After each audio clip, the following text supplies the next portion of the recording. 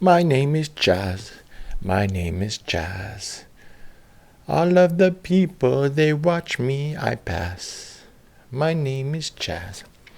My name is Chaz. All of the people, they want me to... what rhymes with Shaz? Surpass. They want me to surpass all of our problems and save the world. Hi, my name is SHAZZBARBARIC, SHAZZBARBARIC, and this is SHAZZBARBARIC Saves the World. We are recording these instead of going live. I might do both, but I don't trust. Ever since that one YouTube snafu, I don't trust it. Eventually, I'll have enough equipment to both go live and also record redundancies. I've messed up audio before. You always want a backup plan in place. Where are we at? We are at Wednesday. Today is Wednesday, but no, we have to do Tuesday. Yes, I believe we are at Tuesday. Let us double check. I just got here into the studio, to the Shaz studio. Yep. We did Monday, November 8th. Now we have to do November 9th and November 10th. And if we do that tonight, we will be all caught up. And then tomorrow we do, tomorrow we do the 11th on the 11th, which is how this should go. We should be doing the day of the news, so we're not delayed. Hopefully, eventually, by noon. But sometimes I have to work at night. Right now I'm working at night. So I'll upload this by the time it uploads, it'll probably be around 9 or 10 o'clock. And I'll upload the second one by probably around midnight, maybe 1 in the morning. I get into the studio when I can. If you would like to contribute to Shaz having his own production studio and not sharing someone else's, thank you so much for anonymous donor. Then all you have to do is support Shaz running for Congress. Shaz is running for what was the 20th district. We don't know what the new district is going to be. The deadline for that, December 27th. So by December, we will have a party apparatus. If not a party, then some sort of affiliation of independence. I like that idea because we're going to sidestep the legal hurdles. Because if we do challenge the Democrats and Republicans, of course, they're going to come out and try to fight us in court because these guys don't fight fair. So it will be good to do independence because you can't stop people from running as independents, right? And then we just share resources among the affiliated independence groups. That's the idea. I like that idea. So if you like some of the stuff I talk about, or if you just want to shake up the system, go ahead and spread the word. That's the first thing you can do. You're talking to someone, let's say like tomorrow. Let's say you watch this tonight. And tomorrow someone brings up, I hate the Democrats. I hate the Republicans. The rich are getting too rich. The poor are suffering too much. You know what? There's this guy, Shaz. He puts out a video a day. He reads the New York Times. And then he summarizes the news. He not only reads it, which I've been doing. I've been reading it every day. This is the 9th? No, is it? Yeah, this will be the 9th one that I've... No, actually, because I did a week. I did the last week of October. So this will be 10 plus 11. This will be the 12th one that I do. So he not only reads the New York Times every single day. He reads the newspaper every single day. And then also I link it to you. So I summarize it. I take a software to take, let's see. I'll give you an example. Original article word count, just for today's. 1,762 words. I've taken that down to 255 words. For the second article for today, 1,763 words. I've taken that down to 285 words. So you divide these out off the top of my head, that's like 1 and 6, 2 dozen in the other. That's like a sixth. So that's like 15, 20%. So I read these usually an hour, hour and a half. You multiply that by 5 or 6 times. And that's how long it takes, actually. When you sit down, when I was in New York, during my most professional, this isn't my most professional. This is Shaz in the wilderness, coming back to civilization. For the last couple of years, I've done my own thing. The pandemic was a blessing for me. It was terrible for many people. My own mom was in ICU for a week, 3 weeks in the hospital. She's good. My family's good, but the pandemic's very, very serious. We don't make light of it because when you see it firsthand, COVID, it was the worst thing I've seen, other than watching my family members die of cancer. But COVID's scary. So, but personally, I got it, and it was like a cold for like a week. And that's the thing with this, and that's why when we're starting this political organizing, whatever we're doing, keep our peace, be joyful, be kind to each other, because some things in life affect some people a lot more than others. And we can't do this alone. I'm not even demonizing the rich, really. I'm advocating we go into public places to make friends and solve our problems together. Otherwise, we're in a collective suicide pact. We're going to destroy the world, and we're probably going to end up killing each other. So calm down the emotions. Remember the grounding sign. We want to ground all those emotions in objective reality and friendship. The friendship party. Flash politics. So, where was I at? I just had some coffee, right? To try to power through the night. If you want to help spread the word about what Shaz is doing, what is Shaz doing? He is trying to start a discussion about new ideas in politics. Why did I bring up that thing about my mom and sickness? I was talking about, this is good when you lose your train of thought, just go get it now, because that's good practice, muscle memory. So we were saying, Mom was sick. Be careful about COVID. Jeez, I could check the tape, right? We were saying, geez, the pressure's on, right? This is live programming, dead air time. No, we were saying, I usually have like an energy of what I'm trying to say. And then I got off on that friendship track. I do want people to be kind to each other while we talk, and we don't want to be antagonistic. But, now I'm talking about losing my train of thought, and I'm getting further and further away from what the original idea was, which is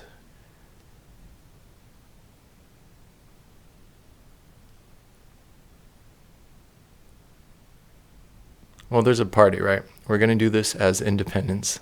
No, why did I bring up, see, when you bring up stuff that's emotional, like my mom being in the hospital with COVID, that totally knocked a lot of other ideas out of my head. And I was just in the emergency room the other night. I had a scare, some sort of pain that was weird. And so that was, it just popped into my head, because I should share that. This is Human Stories. I have 7 minutes. We're trying to do this 10, 15 minutes at the beginning just to talk about Shaz before I jump into reading the New York. Oh, that's what it was. I went in here and then triggers back to what I was talking about. We were looking at how much time I'm saving you. And then I was going to give you an example of when I can afford to read the New York Times every day. And it does take 4 to 5 hours a day. I think I had a subscription to The Economist, which is a highbrow magazine about economic affairs around the world. And it's very hard to read every single word in that magazine every week. There's a lot of words in this stuff. And so the New York Times, I think and this isn't even the whole New York Times, because I'm not doing the sports, I'm not doing the celebrities, I'm not doing the entertainment. I'm only doing the A and B section, which is the front page, international, national, business, editorials. And then I separate out the pandemic, because I'm trying to isolate that narrative so we can actually audit it, because I believe that's one of the thefts that's going on. We know, it's just we forget that during the pandemic last year, the government gave a lot of money to the biggest corporations, while half of small businesses are predicted to fail. So we already know that there's a huge transfer of wealth happening through this pandemic. Naomi Klein has a great book called Disaster Capitalism. Whenever you have a shock in the system or something bad that happens, the elites, those in power, use it as an excuse to transfer wealth into their own pockets. That's why we ground this in a peace movement, because the war is one of the biggest ways, if not it is the biggest. What am I talking about? I went and looked up the numbers.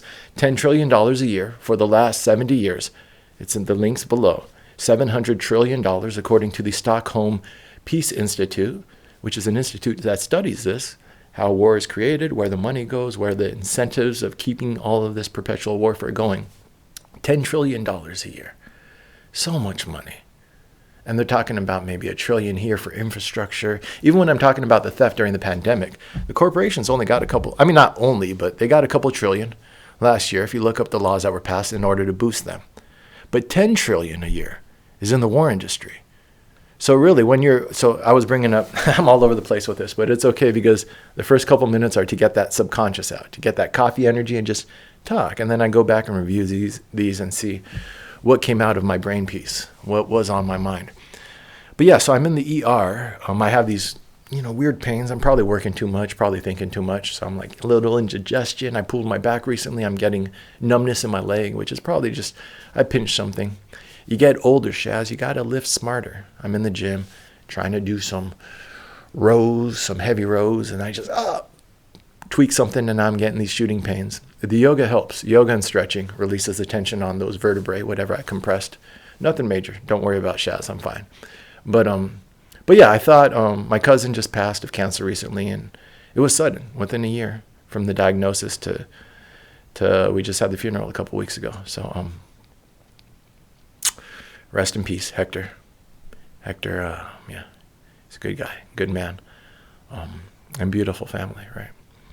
So yeah, I started freaking myself out, and so I just having no health insurance. This is the American situation, which I live. This is one of the qualifications I think I have to start this whole thing is that I've lived a humble life. I've had money. So in New York, when I had the real estate company, made $500,000, I was very comfortable, and I can afford to wake up at 7 or 8 and have a couple cups of coffee, maybe smoke a joint, and read the New York Times and just kind of think about the world and be like, what's going on? And that's when I really started looking at these narratives and noticing what type of stories are pushed in the New York Times compared to what's happening around me, what I'm tracking in all of my media sources compared to what's being pushed in the New York Times, compared to objectively what's going on. Is the news giving us the proper framework to address reality and to actually be aware of our problems and solve them? How do we quantify that? The proper framework to address reality. Are you informing me enough to make an educated decision on what's going on around me? And the short answer is no, they're not. I've quantified that, so I've started tracking the New York Times in 2020, which is how I came up with this process. But I can't spend 4 or 5 hours doing it. And so I've summarized it down using some software online to about an hour and a half. And so that's what these videos do for you, is they give you the whole New York Times in only an hour and a half. The trade-off is, since it's not my software, I'm kind of using other people's tools. Sometimes the articles sound funny. So when you hear me reading and the personal pronouns change or the names change, you get the gist of what's going on.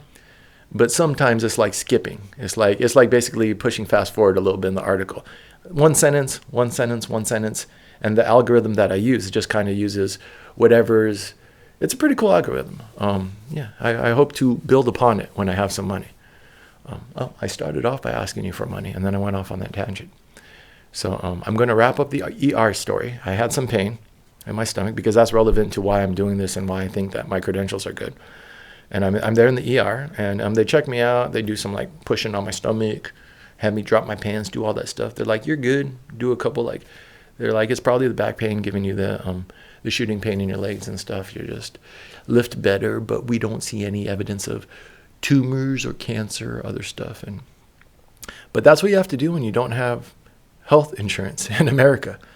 You go to the ER. I went at 2 or 3 in the morning because that's when I figured they wouldn't be busy. And and you go into any ER in America, and I dare you to count who's there. It's poor people, brown and black people. I don't like using color wheel politics.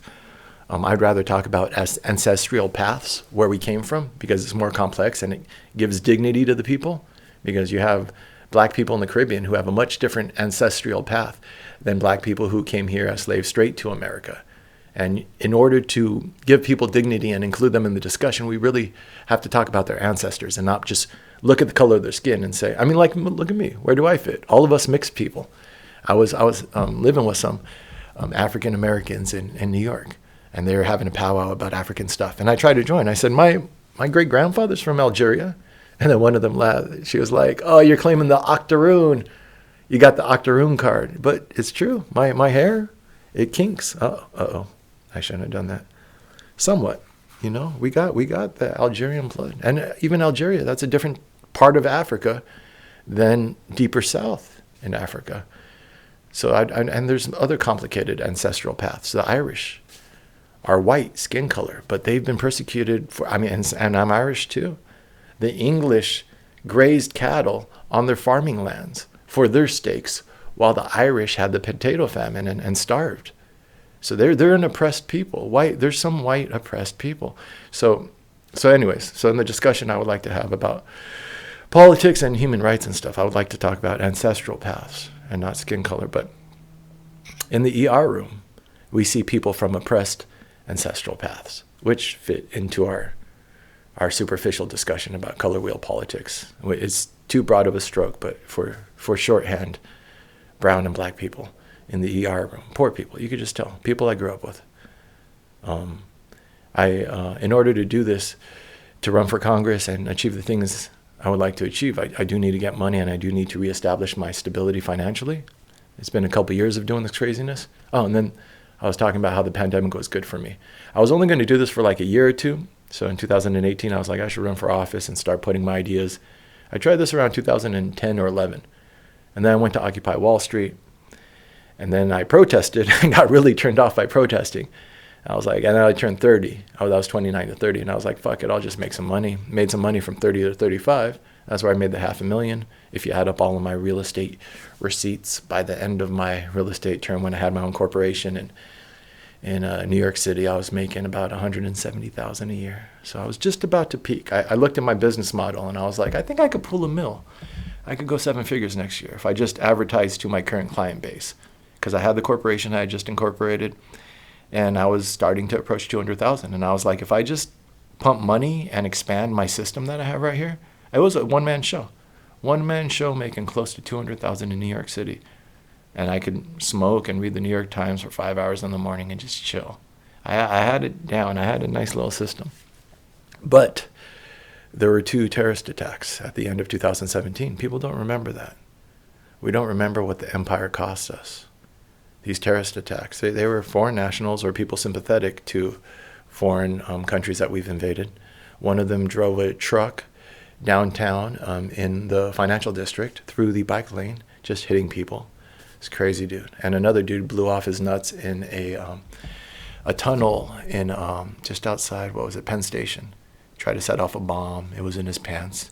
Messed it up. Only hurt himself. So they weren't the worst, but they were terrorist attacks, and they were related to empire. And that's what you notice in the news. These things bubble up, and then they disappear. Because if they don't fit into the narratives that they want to give us, then they're not contextualized. And I think that non-contextualized emotion is why we have so many emotionally volatile people doing these mass shootings and other stuff, because they're feeling things. We feel things instinctually, which is the faster way that your brain processes. I always trust emotions. I had a friend recently, a newly made friend. She's very sweet. But she said something to me that I told her. And now I keep remembering it like she told me, but it was my words originally. Sometimes I just talk like I'm doing right now. And if they're good words, if I don't remember them, someone else will. But I told her, emotions aren't instructive. They're not instructions, but they're instructive. Listen to your emotions. They're advising you. They're like that little angel or whatever on your shoulder. Sometimes they're the devil on your shoulder. You're angry, the fierce emotions, but they all have something to teach us. You know that movie Inside Out, where you have all of the different emotions in the people's head all talking? Psychologists say that's a good way to visualize your emotions. They're all coming to the table to inform you about a decision. But at that table, I would do half emotions and then half rational brain, because you do have to have a balance, right? And that's what meditation, that's what I believe religion is, spiritual practices. That's what I think also physical practices are, because you have to push through emotions while you work out when you're challenging your body. I get emotional when I'm doing yoga and other stuff. I'm like, this fucking asshole. Or you see like people all the time at the gym pushing it through because it hurts and you want to stop and you want to quit. And a lot of high-level athletes will talk about it too. You have to push through that. And so physical practices, religious practices help us learn how to deal with our emotions and how to, but they're instructive and you have to listen to them too. Don't just ignore them. I've never trusted that. So I've spoke about a lot. I don't know if I even remember everything that I just said, but it's good. We're getting thoughts out, how I feel at this precise moment, to get some of that emotional subconscious wisdom, which later on I transcribe the notes, the good ideas, see if I'm repeating myself, see what's on my mind as I share it with you as we read the Times. But that's also what we're doing with the New York Times here. We are going to tease out their narratives, what is on the mind of the people who set the narratives for our country. I do believe that they're failing us because this is a paper of record, supposedly. They claim they're the paper of record, and we're not we're not informed enough. And then, so the biggest injustice in the world is war and the environment, which is why this is peace and this is the world. I wear this sweater every day. Don't worry, I just washed it recently. So I wash it every now and then. But we are going to keep peace at the main focus of what we're trying to do as we ground our movement in objective reality and the environment. But peace is the most important because that's where the most money is coming from. We're going to wrap up the pitch for money, and then we're going to get into this. It's been 20 minutes of me babbling. It's enough. Oh, anything else I have to wrap up? I went to the ER, firsthand experience just last night with the American healthcare system, which in my mind when I was there, I was like, this is exactly why we're doing this, to help poor people. So, yeah, resources are being thrown at war when people here are dying, American citizens. So that injustice touched me, and I'm like, shh. So it's good that I lived that, and I've been living humbly, and I'm glad that I walked away from money for a couple of years to remember that, because when I had money, I was starting to forget that. And then I said, my family, my mom's with COVID, let us be sensitive to people who've had COVID. That's all. And then I was just rambling. You can give me some money if you like what I'm doing. So I was like, you can spread the word. If you're talking to people, hey, this guy Shaz, every now and then he says something cool. You can give me, kick me a buck on Venmo. My Venmo is at SHAZZBAR, SHAZZBAR, at the @ SHAZZBAR. Boom.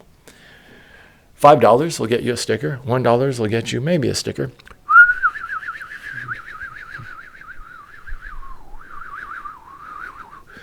And you can reserve my books. I always forget to self-promote. 10 Bone Press. I do have a publishing company. When I was making the real estate money, I did incorporate a publishing company. That was always my dream, to sell books. This is just a very wandering path to get there. I also, David Hume is an English philosopher, and he has a great quote that I loved the first time I heard it. Be a philosopher, but also be a man. So I wanted to be a writer, but also be a man. Whatever you want to be, also be a man. Be someone who has dignity and character, who does what a man we feel should do, which is defend the weak, have self-control, exhibit character, exhibit the lessons that you've grown from a boy to a man. The boy needs protection of a family. If they don't, they experience trauma, which is sad, and you see the maladaptive traits people sometimes develop to deal with that trauma. But a well-balanced adult, matriculated adult, someone who passes from childhood to adult, learning the lessons they're supposed to learn, gives off a sense of good character, I believe. And one of those good character senses is when there's something to be done, we do it. And we protect the weak, we protect the needy, we have compassion. The strong can afford to be kind. That's why we're going to ground this political movement in kindness, because our strength is the truth. That we know that, that's why we're using the scientific method. My processes are open and accountable. If I err, tell me but where. We're going to attract and promote people of proven character. I'm going to show you my life and the lessons I've learned. I'm not perfect, and I've done some funny stuff, but I'm willing to account for it in a transparent manner. That's all we can do. And we're going to move forward, attempting to save the world. This is our humble attempt. Oh, I didn't even tell you the books. Goodbarracks.com, GOODBARICS.com. That's where I rewrote the Tao. Thich Nhat Hanh. I took one of his books and just tried to summarize it, put it into haiku form, and I took out all the Buddhist terminology. So that way it's not a Buddhist book. It's just a book about meditative wisdom. And then I also rewrote Zen Buddhism and the Tao. So Thich Nhat Hanh, I rewrote that, which is Zen Buddhism. And then the Tao, I just took the Tao, which doesn't have a copyright because it's 3,000 years old, and I put that into haiku form. That's at taodeishazz.com. TAOTESHAZZ. I had to think for a minute. How did I spell my name? So taodeishazz.com, goodbarracks.com. Those are my philosophies on peace. So you can look at my actions and see if I'm a peaceful man. And then you can look at my work and see if I have an understanding of a concept on peace. And then also I have a yoga practice. I have a bunch of other stuff I post online too, just to show you that I try to live what I say and lead from the front. So one of the things that bugged me is that Barack Obama had trouble quitting cigarettes while he was running for president. It's like, dude, you're a role model now. So I'm trying to be a role model. I'm not perfect, but again, if I err, tell me but where. Honesty and sincerity correct towards truth.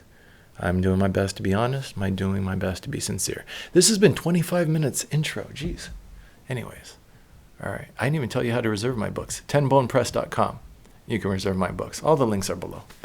This is practice for me when I have someone to do this and I can actually just do a podcast. So I guess today I wanted to practice doing the Shaz podcast. All right. This is Reading the Times for Tuesday, November 9th, 2021. With tears, hugs, and balloons, U.S. allows vaccinated foreign travelers to enter. The United States reopened its borders for vaccinated foreign travelers on Monday, ending more than 18 months of restrictions on international travel that separated families and cost the global travel industry hundreds of billions of dollars in tourism revenue. It's not the same when you can't clink your glasses together. Under the new rules, fully vaccinated travelers are allowed to enter the United States if they can show proof of vaccination and a negative coronavirus test taken within 3 days before departure. While the new entry requirements ease travel for vaccinated travelers, they restrict people who were previously permitted to visit the United States, including unvaccinated travelers from Japan, Singapore, Mexico, and other countries. Mr. Wine noted that although New Yorkers may pay what they wish when they visit the Met, other visitors, including foreign tourists, must pay $25. Many of the airplanes arriving in the United States on Monday were full of travelers reuniting with family and friends after a span of almost 600 days. American Airlines said bookings over the 3 days after the announcement were up 66% for flights between Britain and the United States, 40% for those from Europe, and 74% for Brazil, compared to a similar period a week earlier. Hyatt, the hotel group, said that approximately 50% of its bookings by international travelers to the United States for the week of November 8th came after the opening date was announced in mid-October, with travelers flocking to top cities like Los Angeles, New York, and Miami. Can Glasgow deliver on a global climate deal? After signing the Forest Pledge, officials in Indonesia, home to the world's third largest rainforest, clarified that ending deforestation in their country by 2030 at the expense of economic development was obviously inappropriate and unfair. Another vow by more than 40 countries to phase out coal power featured vague timelines and left out major coal users like China, India, and the United States. If you factor in some of the longer-term, less detailed promises that countries have made recently, including pledges to reach net zero emissions by most of the world's biggest economies, as well as the new agreement to cut methane, then the world could potentially keep warming to as low as 1.8 degrees Celsius by 2100 or 2100. Who leads a bloc of 47 nations known as the least developed countries? Who leads this is one of those orphan sentences that I have to figure out the context. Who leads a bloc of 47 nations known as the least developed countries pointed out that his home country of Bhutan bears little responsibility for global warming, since the nation currently absorbs more carbon dioxide from its vast forests than it emits from its cars and homes. There must be increasing support for adapting to impacts. At the same time, vulnerable countries are arguing for a separate funding mechanism to help compensate them for disasters that they can adapt to, often referred to as loss and damage. But that proposal faces opposition from wealthier countries, which fear it could open the door to future compensation claims. Our lives depend on decisions made here in Glasgow. Outside the conference center over the weekend, tens of thousands of protesters marched in lashing rains and bitter winds to urge countries to take more forceful measures to combat climate change. The Paris Agreement was intended to add transparency to the country's climate plans and ratchet up pressure on world leaders to do more. January 6th panel subpoenas Flynn and Eastman, scrutinizing election plot. The House committee investigating the January 6th attack on the Capitol issued new subpoenas on Monday for a half dozen allies of former President Donald J. Trump, including his former National Security Advisor, Michael T. Flynn, as it moved its focus to an orchestrated effort to overturn the 2020 election. In demanding records and testimony from the 6 Trump allies, the House panel is widening its scrutiny of the mob attack to encompass the former president's attempt to enlist his own government, state legislators around the country, and Congress in his push to overturn the election. The Select Committee needs to know every detail about their efforts to overturn the election, including who they were talking to in the White House and Congress, what connections they had with rallies that escalated into a riot, and who paid for it all. The panel also issued subpoenas for Bill Stepien, Mr. Trump's campaign manager, who supervised its conversion into a stop-the-steal operation, and Jason Miller, a senior advisor to the campaign, who participated at the January 5th meeting at the Willard, where associates discussed pressuring Mr. Pence not to certify the Electoral College results.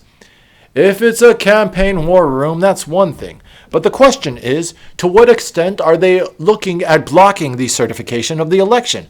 The Eastman Memo is a real smoking gun. It really appears to be a concerted effort here. Even as the committee wraps up its inquiry, it's facing stonewalling from Mr. Trump and many of his allies, whom he has directed to defy the panel based on a claim of executive privilege. Mr. Trump has filed suit against the committee to keep secret at least 770 pages of documents concerning handwritten notes, draft speeches, and executive orders, and records of his calls, meetings, and emails with state officials. Mr. Stepien helmed Mr. Trump's re-election campaign, which urged state and party officials to affect the outcome of the elections by asking states to delay or deny the certification of electoral votes, and by sending multiple slates of the votes to Congress to allow a challenge to the result, the committee said. On Chicago's west side, urgent needs collide with Washington compromises.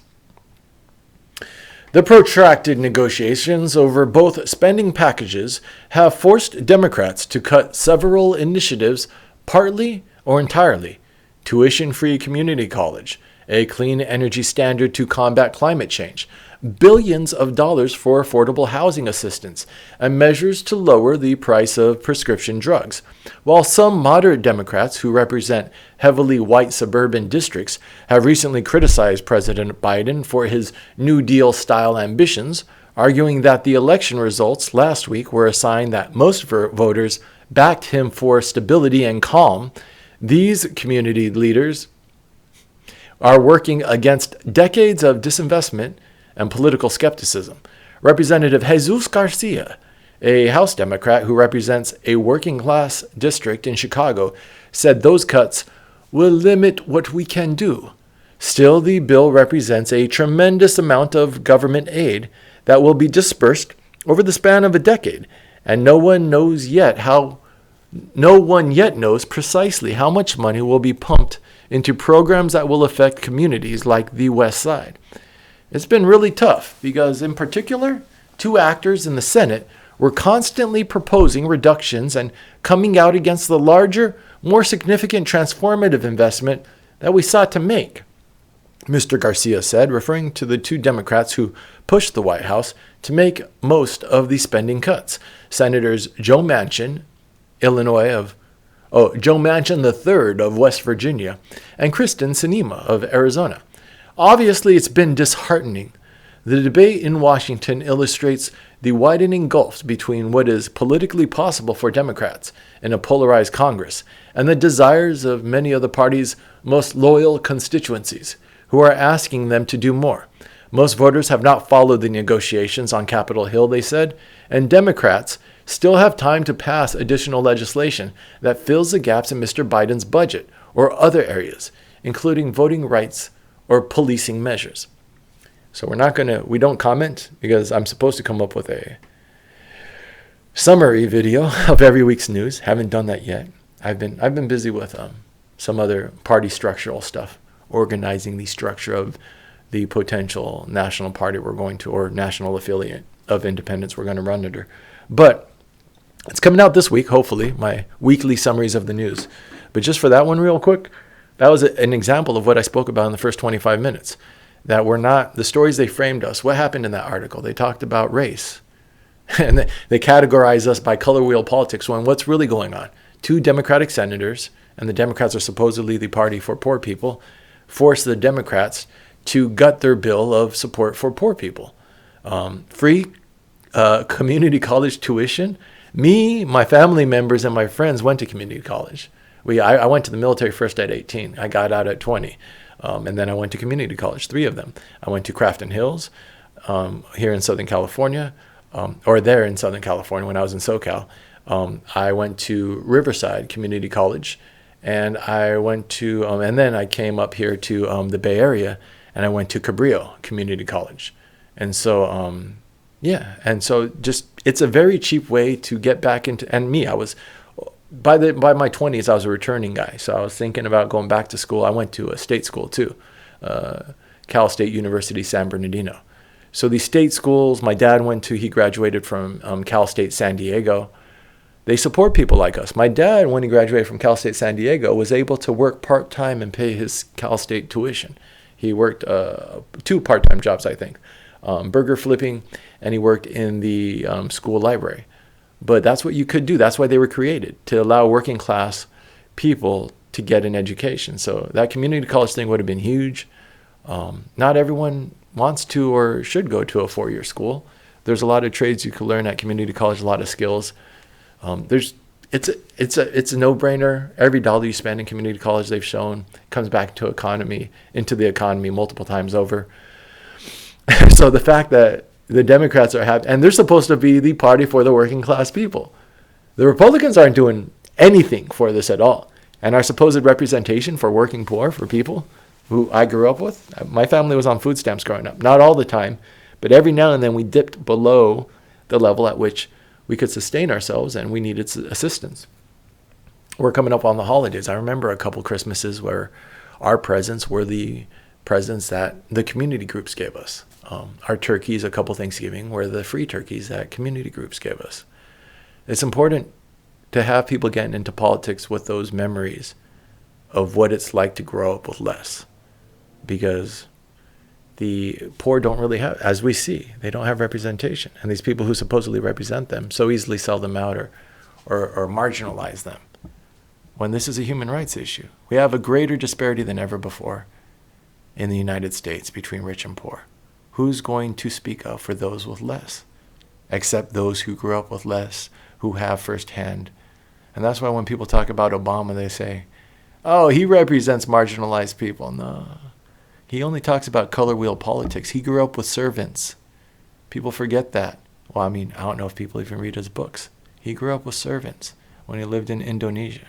His stepdad worked for the oil company in Indonesia and probably took a hand in the genocide that killed so many hundreds of thousands of people with the support of the CIA. Obama was born into the privileged group that profited off of oppression. This is historic record, not a conspiracy theory. If you read his books, he revels on the side of blood as a young boy. Someone came to his door with his nose cut off of his face because he lived in a country experiencing genocide by the U.S. government. Indonesia experienced a genocide supported by the U.S. government. When we don't want to do it ourselves, we just provide the intelligence for the local populations to kill people. We give them the lists for them to kill. There's a really good documentary I saw on that a couple of years ago when I was getting into this. this path of figuring out the world, trying to save it. All the facts are out there. You just got to scratch a little bit below the surface to realize this is not a good man. He was raised with biases for empire and for the rich. Yeah. Hopefully we expose him as a con artist, right? Anyways, that's why we don't comment, because I'll do another half hour of just talking. Before the Astroworld tragedy, Travis Scott's raging made him a star. Mr. Scott's attempt to balance a kind of community-based catharsis with the powder keg of a rambunctious young crowd, which has led to accusations that he has incited fans and encouraged unsafe behavior, tipped decisively toward tragedy on Friday night in Houston, where 8 people were killed and hundreds more injured, as the rapper performed the final set of the night at the 3rd iteration of his Astroworld Festival, using Mr. West's inclination towards cultural pastiche, along with the genre-hopping, fashion-forward templates of artists like Kid Cudi and A$AP Rocky. Mr. Scott quickly emerged near the forefront of a micro-generation of rappers, Playboi Carti, Trippie Redd, Lil Uzi Vert, who brought a punk rock sensibility to the mass scale of modern rap, especially in concert. After a few high-profile guest appearances and 2 mixtapes released in 2013 and 2014, Mr. Scott's first studio album, Rodeo, was released by Epic Records and the rapper T.I.'s Grand Hustle label in 2015. In 2015, GQ segment called How to Rage with Travis Scott, the rapper linked his childhood fantasy of becoming a professional wrestler to his latest desire to make people at concerts feel like it was the WWF. Raging and, having fun and expressing good feelings is something that I plan on doing and spreading across the globe, Mr. Scott said. We don't like people that just stand, whether you're black, white, brown, green, purple, yellow, blue. We don't like you standing around. A concert review from Complex that year was titled, I tried not to die at Travis Scott and Young Thug's show last night, calling the concert the most dangerous safe haven and a turned-up fight for survival. But as Mr. Scott's diverse audience expanded and his operation professionalized, he also ran up against the limits of his amiable anarchy. Rolling Stone called it the greatest show in the world, comparing Mr. Scott's unhinged leaping to Michael Jackson's moonwalking, while the Washington Post crowned the rapper one of the most electrifying performers of the moment and a maestro directing the chaos.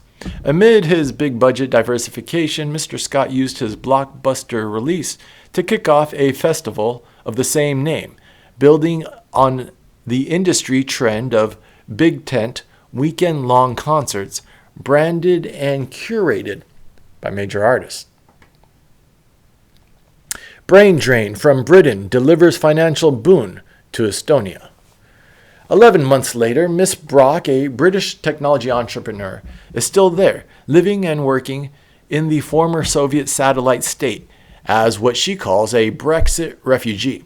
Miss Brock split her Scotland-based startup and set up half of it to operate in Estonia, a country of 1.3 million people that is welcoming companies looking to escape the tangle of regulations and financial obstacles that Brexit imposes on British firms doing business in Europe.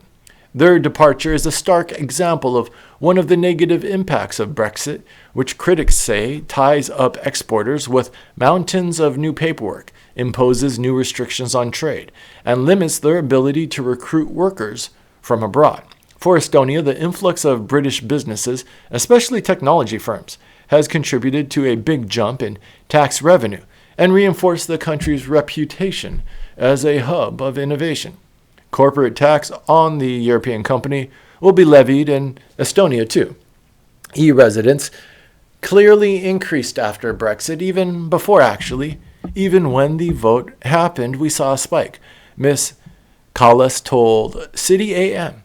Hans Lentius, a director and tax specialist at PwC Accountants in Estonia, described the government's estimates of increased tax revenue as credible and said that the e-residency scheme had worked well for the country. Brexit has been part of it, he said, adding that e-residency has been a great success. It's marketed Estonia. Another British business owner who saw the potential in Estonia is David Fortune, who co-founded his company Sahir in 2014. Sahir does much of its work with European police departments and border guards, matching innovative technologies like counter-drone systems to their needs. Mr. Fortune served for 30 years with the police in North Yorkshire in the north of England, where he still lives and is surprised to find himself an Estonian e-resident. As a nearly 60-year-old ex-cop, I don't think I've ever thought of myself as a digital nomad, he said. There are benefits for Estonia, too. The growth of the European side of Sahir has overtaken the British one and generates tens of thousands of euros in tax revenue each quarter. Oscar Pistorius, Olympic runner convicted of murder, is up for parole. Mr. Pistorius shot his girlfriend, Riva Steenkamp, through a locked bathroom door in February 2013. On Monday, the Department of Correctional Services said Mr. Pistorius, 34, has served half of his sentence, making him automatically eligible for parole under South African law. First, Mr. Pistorius will have to face his victim's parents as part of the parole consideration process, a prospect they sounded distressed by on Monday. At one point, Mr. Pistorius was not deemed eligible for parole until March 2023, but his lawyer asked South Africa Supreme Court of Appeal to take into account the more than 500 days the athlete had already served in prison after his initial conviction for manslaughter.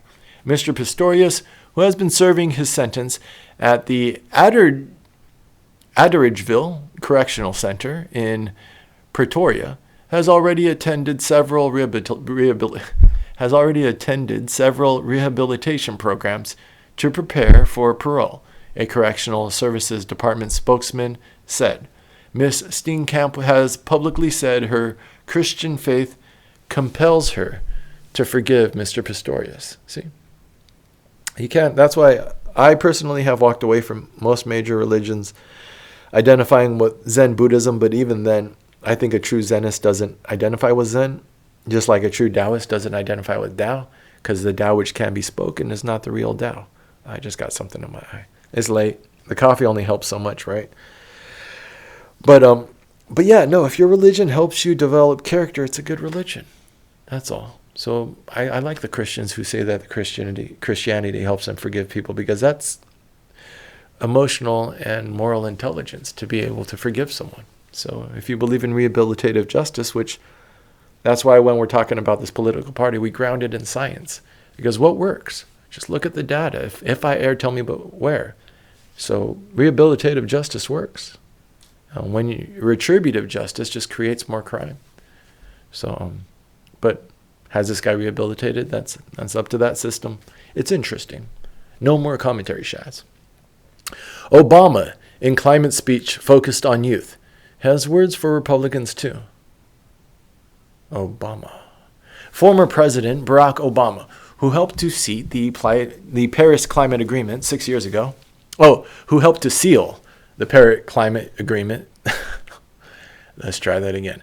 Former President Barack Obama, who helped to seal the Paris Climate Agreement 6 years ago, returned to an international climate summit here to rally nations to help heal the planet, acknowledging the enormous complexity of the crisis, but arguing that humanity has the capacity to create a safer, healthier world. The thing we have going for us is that humanity has done hard things before. I believe we can do hard things again. Mr. Obama noted that the Paris Agreement, signed by 197 countries in 2015, created a framework for climate action, but nations, including the United States, failed to follow through on their commitments to keep global warming within relatively safe margins. Mr. Trump pulled the United States out of the Paris Accord, which Mr. Obama had played a significant role in brokering, and unwound more than 100 of Mr. Obama's environmental regulations. One of our two major parties has decided not only to sit on the sidelines, but express active hostility toward climate science and make climate change a partisan issue. Mr. Obama said, in addition to a plenary address, oh, that's what Mr. Obama said. In addition to I was just going to give everyone Obama's accent in this whole article. In addition to a plenary address, Mr. Obama spoke to leaders of several island countries already feeling the acute impacts of climate change, emphasizing the need for money to help vulnerable countries adapt to a hotter planet. There are workers and communities that still depend on coal for power and jobs, and more concerned about maintaining their wages now than they are about a warmer planet 10 or 20 years from now. Mr. Obama said Monday that rich industrialized countries like the United States had an added burden to nations on the front lines of climate impact. Yeah. We're not going to, not too much commentary, but Obama's a warmonger. That's what history shows, and that's how he'll be remembered. French Catholic Church will sell assets to compensate abuse victims. The Roman Catholic Church in France will sell some of its assets to compensate victims of sexual abuse, French bishops announced on Monday, 1 month after the release of a sweeping report on sexual abuse by the clergy that has fueled growing calls for reform. The measure, one of several approved nearly unanimously on Monday by the bishops, was greeted by victims groups as a significant step in the French Church's reckoning of sexual abuse in its ranks, which accelerated after the release of the report last month. The devastating church-ordered report last month estimated that 200,000 to 300,000 children or vulnerable people have been abused over the past 70 years by clergy members or people affiliated with a church, within the church. A projection based on a general population survey, a public call for victims' testimony, archival analysis, and other sources. For the first time last week, France's 120 bishops recognized that the church bore an institutional responsibility for systemic abuse. There's a lot of emotions in the news, but that's why we read it, and then we're going to comment later. The Vatican's role in the handling of abuse scandals at the Catholic Church has been criticized by victims groups who argue that it is an obstacle to reform on some issues, like holding negligent bishops accountable, requiring that allegations be reported to civil authorities, and in rare cases, using confession to keep abuse secret. The bishops voted on Monday to create a special canonical court that will handle abuse cases nationwide to avoid having priests accused of abuse judged by local church leaders who may be inclined to protect them. Military can't find ISIS safe house that prompted Kabul drone strike. The U.S. military has not located a suspected Islamic State safe house in Kabul, Afghanistan, that officials initially said led to an American drone strike on August 29th that mistakenly killed 10 civilians, including 7 children, according to 2 senior military officials. General Said would not discuss the underlying information that led military analysts to focus on the safe house, and even dispatch 6 Reaper drones to monitor it, other than to say it was not faulty intelligence, it was just not specific. A second U.S. military official confirmed that the available intelligence on the location was not precise enough. Remember, that's why I was in military intelligence. That's what I signed up to do. And they wanted to teach me Arabic. This is interesting. Now, Pentagon officials say that judgment was also mistaken after an investigation by the New York Times that the safe house's location was actually a residence of Mr. Ahmadi's boss, who American military officials also say has no ties to ISIS. General Saeed found no violations of law and did not recommend any disciplinary action.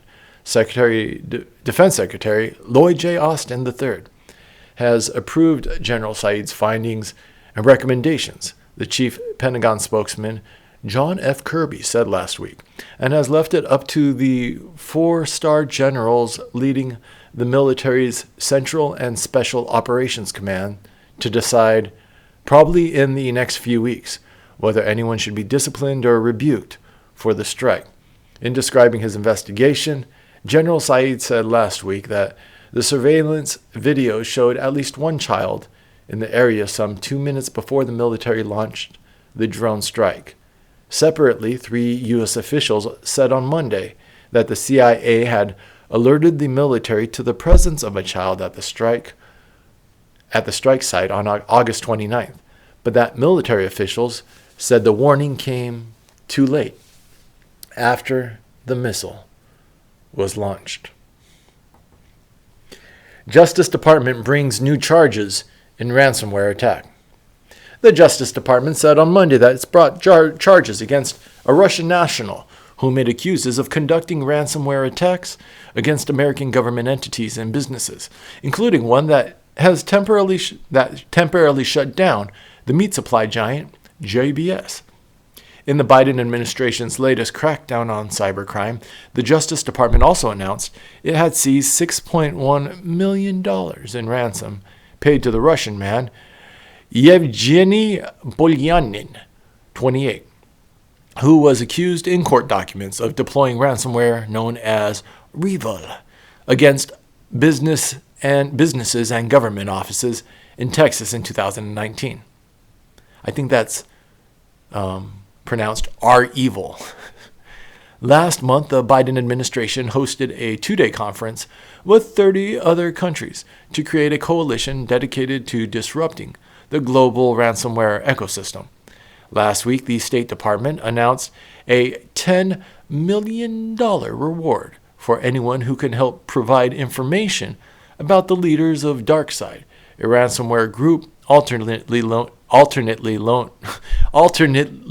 known as Black Matter, which was behind the hack of Colonial Pipeline last May.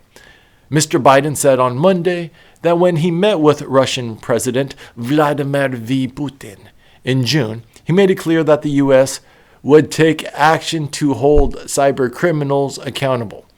American officials have also started clawing back ransom payments from cyber criminals, as they did in the case of DarkSide last June, and with Mr. Polyanin, as announced on Monday.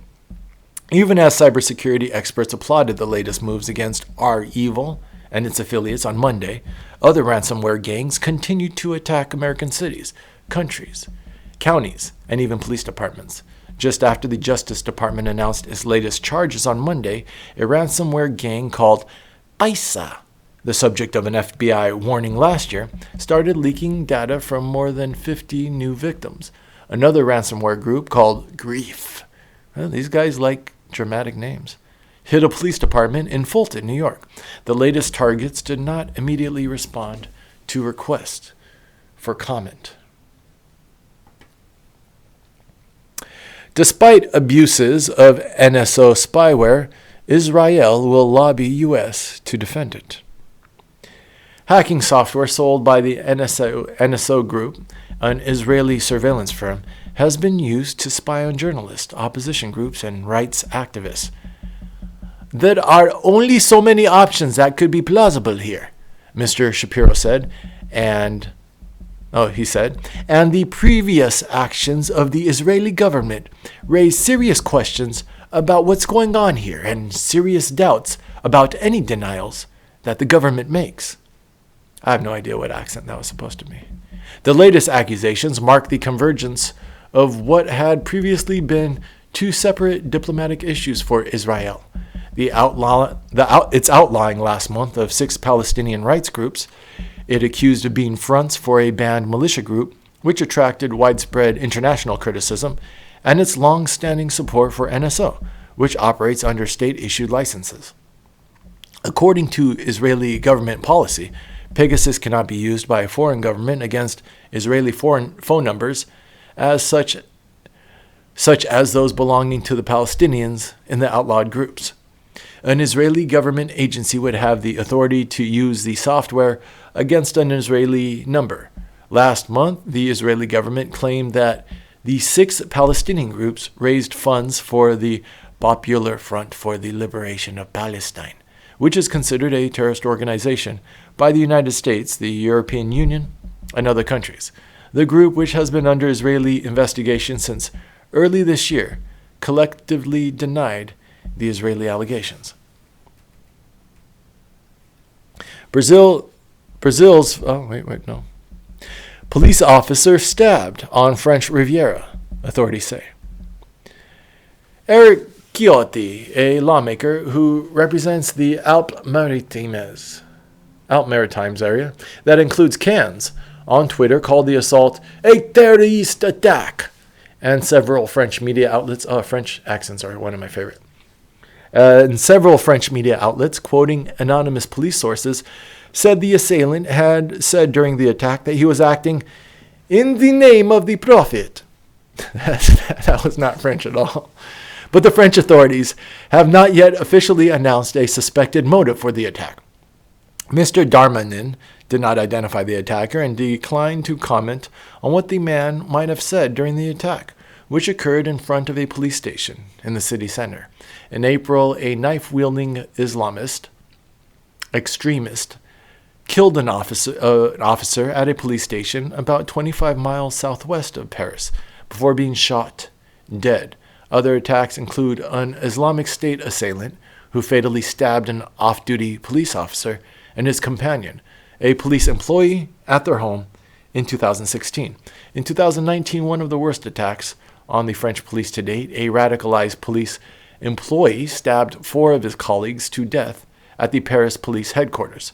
French police officers have complained in recent years that their job has become increasingly dangerous, and they feel embattled because of growing criticism and pushes for reform over issues like discriminatory practices and police brutality. Linda Kebab, an official at the United SGP4 Police Union, said that there has been awareness in recent years that the police have become a daily target of attacks by terrorists and extremist political militants. That was like Italian, that wasn't French. Brazil's far-right disinformation pushers find a safe space on Telegram. I don't think my contacts are going to make another one. I think I'm going to do this one and then probably crash in a little bit. Because, my eyes are already getting watery. The body's breaking down. Telegram, an encrypted messaging and social media platform run by an elusive Russian exile, has racked up tens of millions of new users in Brazil. While WhatsApp remains by far the dominant messaging platform in Brazil, Telegram is making inroads fast. Experts say political content and conversations have migrated substantially to Telegram in recent years in Brazil and other countries, largely because of the app's capacity to mass reproduce content. Politicians have noticed it makes no effort to remove accounts, so it is becoming an appealing network for more radical groups.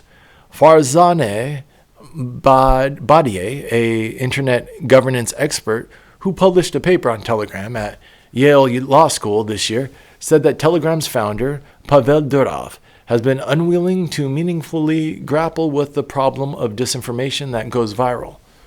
Who has never told a little lie to the girlfriend? Telegram has drawn critical scrutiny in Brazil for more than its disruptive role in politics. Brazilian lawmakers are debating legislation that would require platforms like Telegram to have legal representation in Brazil or risk being banned. With cases piling up, an eviction crisis unfolds step by step. For months, we all use these terms like eviction tsunami and falling off the cliff, said Lee Camp, who represents tenants facing eviction as the attorney with Arch City Defenders in St. Louis. While the number of eviction filings remained at nearly half of pre-pandemic averages during the first 2 weeks of October, according to the Eviction Lab at Princeton University. In the 31 cities and 6 states it tracks, the filings are also increasing. That's one of the reasons, as an aside, to remind myself when I go and I listen to these at least once before I write out the notes, is we're going to take out like the Eviction Lab at Princeton University. That's a good resource.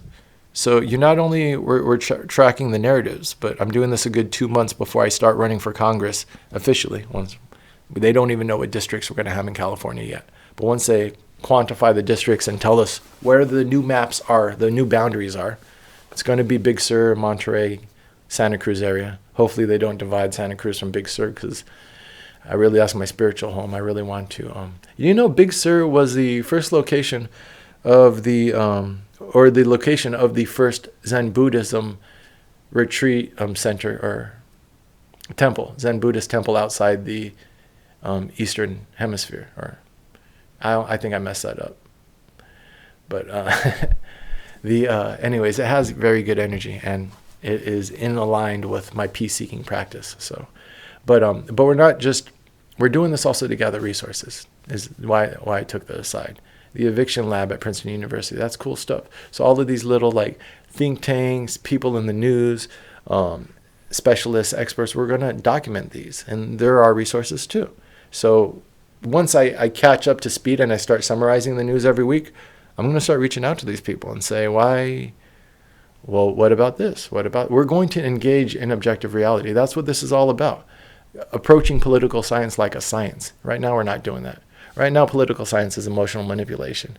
It's the cheapest form of advertising, and that's why we're all yelling at each other. So we're going to ground this back in actual problem solving. Okay, we were at just over 37% of all renters in the country live in places that still have local eviction bans or are postponing eviction judgments pending rental assistance, according to the Urban Institute. There's another one, the Urban Institute. Most tenants are forced to leave their rental units, not because of formal eviction proceedings, but because they've been illegally locked out or their utilities have been shut off, or because they want to avoid an eviction being added to the record by leaving on their own. A 2015 study from Milwaukee found that there were 2 of these so-called informal evictions for every 1 formal eviction. A recent survey of low-income tenants in Washington state found that 1 in 5 tenants were subjected to a method of informal eviction during the pandemic, compared to 1 in 8 before the pandemic. This should be run on the front page. This is people getting kicked out of their homes. This is important. This is on page A11 of the New York Times. Jill Biden kicks off COVID vaccine campaign for young children. Franklin Sherman Elementary School made medical history in 1954 when 114 of its students became the first healthy American children to be vaccinated against polio as a part of a nationwide clinical trial. The administration has already shipped 15 million pediatric doses across the country to doctors' offices, children's hospitals, community health centers, pharmacies, and schools, with the goal of vaccinating all 28 million children in the age group. Dr. Biden offered a simple and direct message to parents. This vaccine is the best way to protect your children against COVID-19. It's been thoroughly reviewed and rigorously tested. It's safe, it's free, and it's available for every child in this country. Public health experts view vaccinating young children as a critical step toward bringing the pandemic under control. The truth is that COVID is not harmless in children, Dr. Murphy said, adding, "We have tragically lost hundreds of children to the pandemic. The administration's campaign to vaccinate young children does not look at all like the rollout for adults nearly a year ago.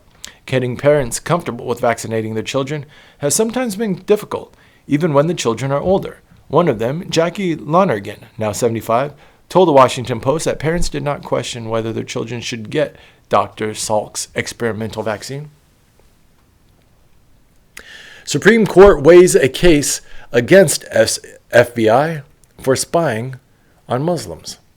The Supreme Court on Monday wrestled with the scope of the state secrets doctrine, debating whether it allows the government merely to withhold evidence that it says could harm national security, or whether it entitles the government to insist that lawsuits against it based on government secrets be dismissed entirely.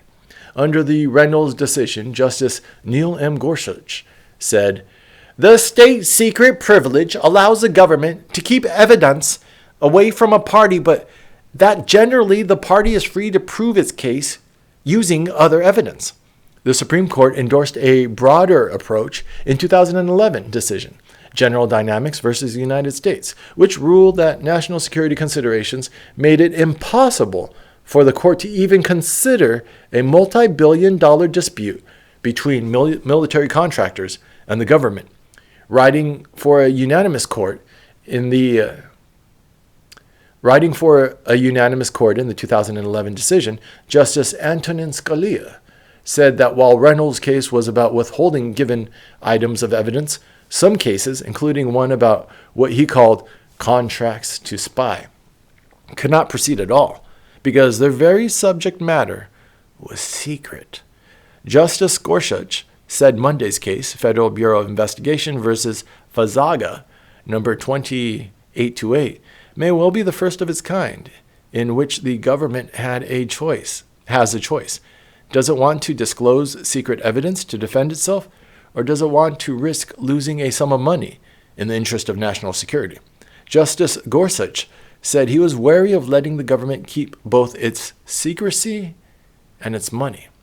The appeals court said a provision of the Foreign Intelligence Surveillance Act of 1978, or FISA, established procedures for considering national security information, and that the trial judge should have used them instead of dismissing the case after the government invoked the state secrets doctrine. Actually, I'm learning a little bit about federal courts right now as I organize this affiliation of independents to run. So this is all very interesting, actually. Because, I just categorize that. The appeals, there's a FISA court. For this, that's exactly what I just learned today. Is that this is where something like that would be tried and where the case probably should have been pushed. Last month, the Supreme Court heard arguments in yet another state secrets case, that one about whether the government could invoke national security to block testimony by two CIA contractors who were instrumental in the brutal interrogations of the detainee known as Abu Zubaydah, who was waterboarded more than 60 times and being held without charges at Guantanamo Bay. We're still holding people without charges. That's Bush's legacy, right? That's how Bush is going to be remembered in history, as the torturer in chief. Man shot by Kyle Rittenhouse describes the encounter on a Kenosha street. Gage Grostrich, the only person who survived being shot by Kyle Rittenhouse in Kenosha, Wisconsin, in August 2020, took to the witness stand on Monday and described the instance he faced Mr. Rittenhouse, who had just fired several shots with a semi-automatic rifle. The first man Mr. Rittenhouse shot, Joseph Rosenbaum, was erratic and threatening to people in the street that night, the defense had said, and in a split second before Mr. Rittenhouse shot him, Mr. Rosenbaum lunged in his direction and reached for his weapon. As Mr. Grosskreutz described the seconds before Mr. Rittenhouse shot him, he was shown photos that captured him pointing his gun at Mr. Rittenhouse.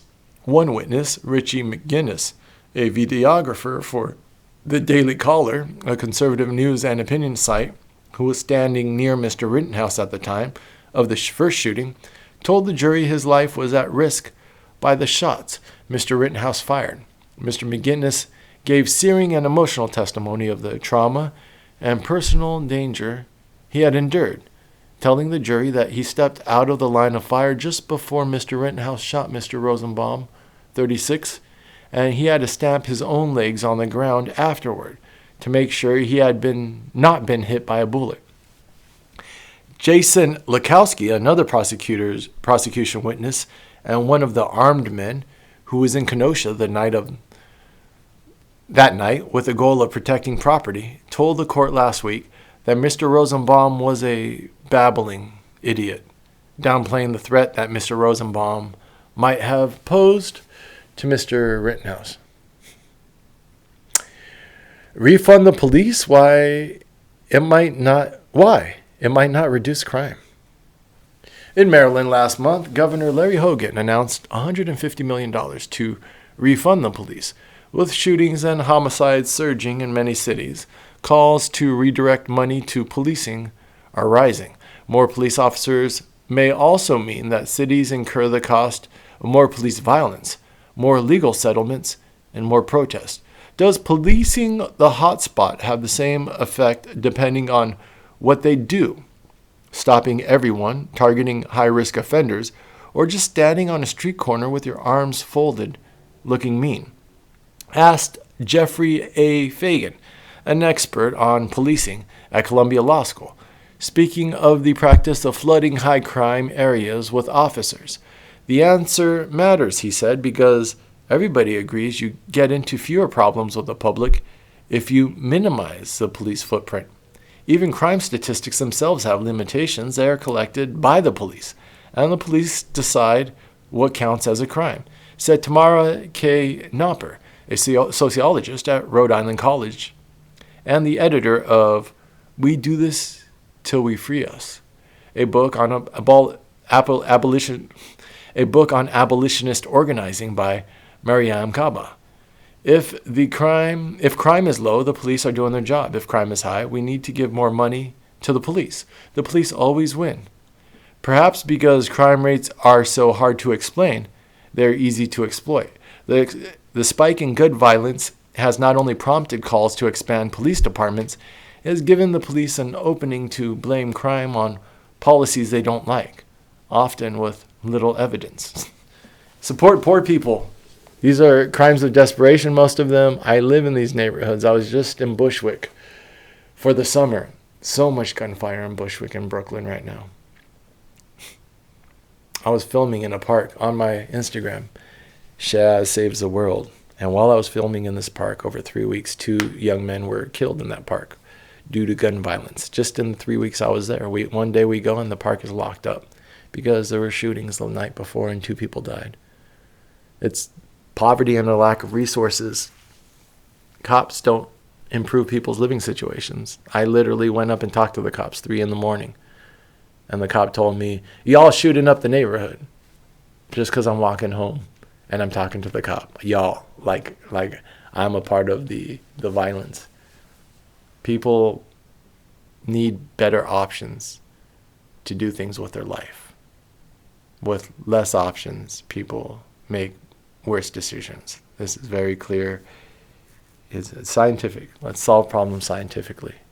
Let's help limit the amount of desperate people in our society who make bad choices with their lives.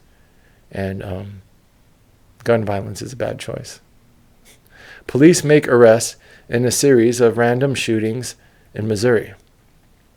The shootings of the man who was severely wounded at the bus stop on September 12th, and the teenage girl the next day were only the beginning, said Wesley Bell, the St. Louis County prosecuting attorney. 3 days later, a woman was found with a fatal gunshot wound to the face at a gas station in St. Louis. These are a lot of violent acts that occurred in a very brief period of time, said Lieutenant Craig Longworth of the St. Louis County Police Department. On Friday, the police said they learned that Mr. Reed had purchased an Amtrak ticket to return to St. Louis from Kansas City. Attempts to reach Mr. Reed's lawyer and family members in St. Louis were unsuccessful. Major Ryan Cousins of the St. Louis Metropolitan Police Department said he hoped the arrest offered solace. They say colleges are censorious, so they are starting a new one. A group of scholars and activists are planning to establish a new university dedicated to free speech, alarmed, they said, by the illiberalism and censoriousness prevalent in America's most prestigious universities. The university, known as the University of Austin, or UATX for short, will have a soft start next summer. with forbidden courses, a non-credit program that its founders will say offer a spirited discussion about the most provocative questions that often lead to censorship or self-censorship in many universities. The university then plans to expand to master's programs in several years to undergraduate courses. Contrary to the trend among new universities, it will be based on a physical campus in the Austin, Texas area, and classes will be taught in person. Its founding documents say the university's inaugural president, Pano Canelos, the former president of St. John's College in Annapolis, said in a phone interview on Monday that the concept had begun with conversations he had with a small group of people. Barry Weiss, a journalist who once worked as an opinion editor for the New York Times, Niall Ferguson, a historian and senior fellow at the Hoover Institution, Heather Haying, an evolutionary biologist, and Joe Lonsdale, a technology entrepreneur and co-founder of Palantir Technologies, the data analytics firm. The discussion spread from there, Dr. Canales said, to others with similar concerns. The university attracted withering criticism on social media. The university had expected to need 6 months to a year to raise the $10 million in seed money needed for strategic planning and startup programs, Dr. Canelo said, but it ended up raising that amount in 6 weeks. I think new models for a university are important, Dr. Pinker said, because current universities are locked in a strange business model, exorbitant tuition, a mushrooming bureaucracy, and obscure admissions policies that are neither meritocratic nor egalitarian, combined with plummeting intellectual diversity and tolerance for open inquiry. Dr. Pinker, like others on the board of advisors, has experienced the polarizing atmosphere of academia firsthand, but he said, "This is not about me." Part of the university's mission, Dr. Canelo said, would be to provide a liberal arts education at a more modest cost than tuition at many top-tier institutions. How public preschool can help and how to make sure it doesn't hurt. Government-supported child education can have lifelong benefits for young children and their families, but it depends on how the policies are designed. A study on the effects of welfare reform found that work requirements without support for high-quality child care led to intense exposure to low-quality care, and that this had negative effects on children's reading, math skills, and behavior. Quebec's 2-decade-old public child care has had uneven quality, with some studies finding emotional problems, physical aggression, and decreased social skills for certain children. Subsidized child care and education benefit children from low-income families most, and multiple studies estimate that the long-term benefits are greater than the costs. The Democrats' plan would make pre-K universal, and by helping parents pay for child care, it could also make infants and toddlers care less segregated. Offering public pre-K without subsidizing those younger children can end up diverting money from child care centers. Oh my gosh, my eyes are giving out on me. That coffee, when you're tired, sometimes coffee is just like, it gives you energy for an hour. And then my body's just like collapsing on itself again. It's okay. And then I've talked so much that how long is this so far? Yeah, an hour and a half already, because I've done a good half hour, 45 minutes of just me talking. But it's good. I have to get the ideas out somehow, as long as I don't repeat myself too much. Why New York is closing 6 prisons. New York officials on Monday announced plans to close 6 state prisons early next year, one of the largest such closings by the state as its prisoner population continues to decline. With the closings, Governor Kathy Hochul is following the lead of her predecessor, Andrew M. Cuomo, who shut 18 prisons during his nearly 11 years in office, amid a series of criminal justice reforms that reduced New York's prison population to its lowest level since 1984. The 6 prisons that will close are well under capacity. Taken together, they can fit up to 3,253 people, but now house just 1,420. all of whom will be transferred to other facilities before closing in March 2022. At some point, the state needs to realize that these choices are more than just buildings and tax-saving measures. They are life-altering decisions that upend lives and destroy communities. State officials picked the 6 prisons, most of which are upstate, after analyzing factors that included their proximity to other facilities where staff members could be moved and whether they were in parts of the state where previous closings had already affected the local economy. The largest of the 6 prisons being closed is Downstate Corrections Facility, a maximum security prison in Dutchess County in the Hudson Valley, which can fit up to 1,221 people, but is operating at 56% capacity. 2 prisons are to be closed in the North County region, where 6 other prisons have closed since 2009, including the 2 earlier this year, resulting in the loss of hundreds of jobs. As deaths rise in the NYC jails, Oversight Board fails to raise alarm. One of the board's central weapons for enforcing its standards is public censure via reports, open letters on jail conditions, or public notices that the Department of Corrections has violated its rules. The board has not issued any notices of violation during the pandemic, not even after board members had documented horrible conditions while investigating a death at Rikers Island Jail Complex in April. Its investigations are often difficult and public, reminders of the challenges the city must meet to make our jail system safer and more humane. The work poses us with some tall orders, but City Hall is grateful for the tireless advocacy for staff and detainees alike. Much of the public information about the city's jails crisis has come not from the board, but from an oversight entity unaffiliated with the city, a federal monitor who was appointed in 2015 to assert the Department of Corrections' cooperation with an agreement reached with the federal government. In Ms. Egan's resignation email, she made it clear that she believed that the incoming mayor should have the opportunity to choose their own leadership team, including board members and the executive director. The board's reliance on the mayor to determine its budget could, in theory, compromise its willingness to criticize the administration.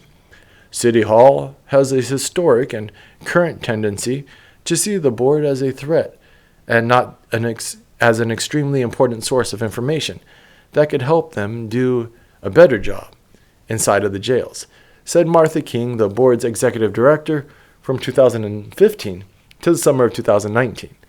In September, as the press began a focus on the number of deaths in city jails, the board finally released a statement acknowledging the high suicide numbers at Rikers, 5 since last November, compared with none in 2018, 19, and January, October 2020. I care about prison. No commentary, but yeah, I care a lot about prison reform too. 60 criminal cases are thrown out because of 3 detectives' misconduct. The move is part of an officer's review of cases that involved police officers who had committed crimes or workplace misconduct and who had served as essential witnesses in Queens prosecutions, District Attorney Melinda Katz said. The office's review stems from a letter sent in May by the Legal Aid Society and other legal defense and civil rights organizations to the city's 5 district attorneys and the special narcotics prosecutor, identifying 20 police officers who had been convicted of crimes and 2 others who had engaged in work-related misconduct. The letter asked the offices to erase convictions in which the officers played a role. A spokeswoman for the Manhattan District Attorney's Office said a review of cases involving the identified police officers was ongoing, and the Bronx District Attorney's Office said cases involving 7 police officers were under review. At the sentencing, Justice Michael Eloise gave Mr. Desormeaux no jail time and criticized the prosecutor's office for its conduct during the former officer's trial.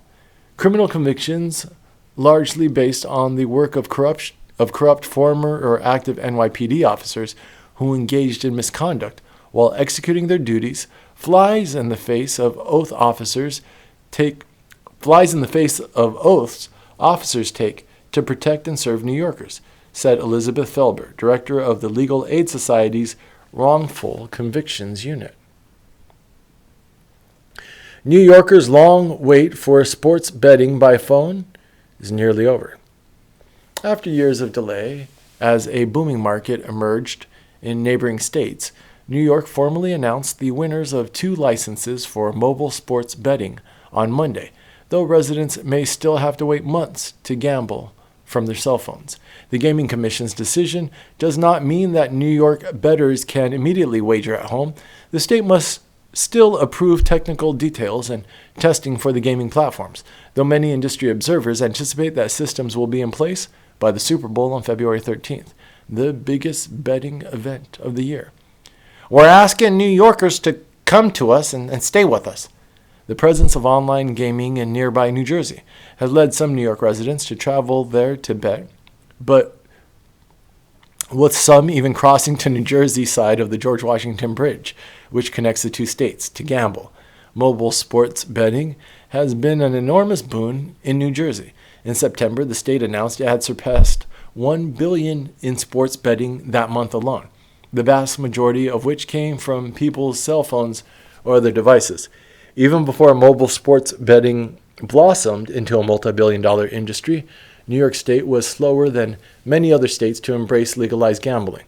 Mobile sports betting passed only after lawmakers addressed concerns from tribal nations that run casinos in the state, including the Oneida in central New York, who feared intrusion on their long-standing deal with the state, granting them exclusive gambling rights in the region.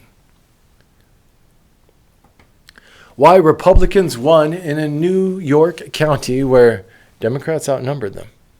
Maybe if Democrats see how we're voting in these local elections, she said, they will see we're not happy with the way things are going.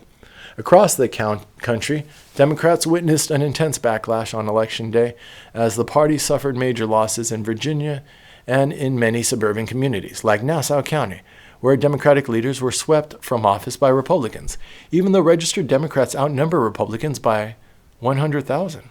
The Democratic county executive, Laura Curran, trailed her Republican opponent, Bruce Blackman, by more than 4 percentage points.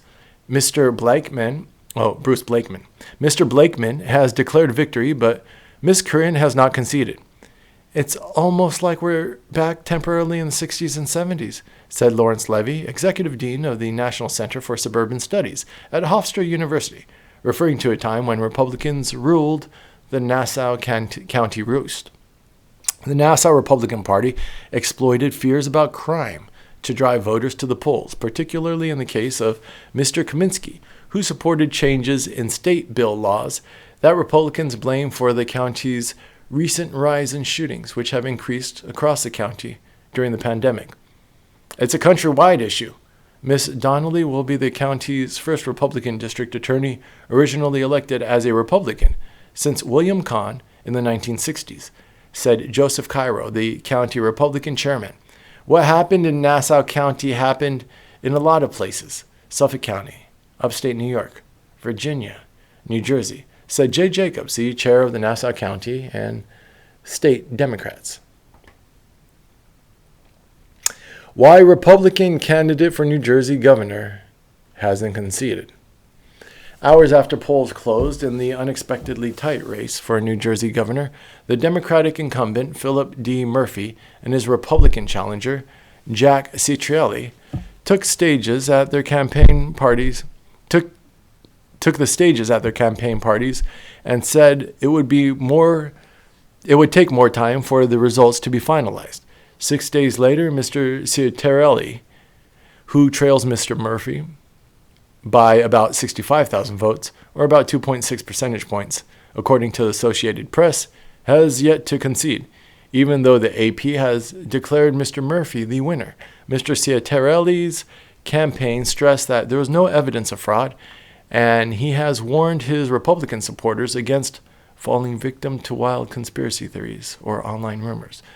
Officials with Mr. Citrelli's campaign said on Monday they were waiting until all mail-in provisional ballots were counted, a process that they expected to be completed within 2 days.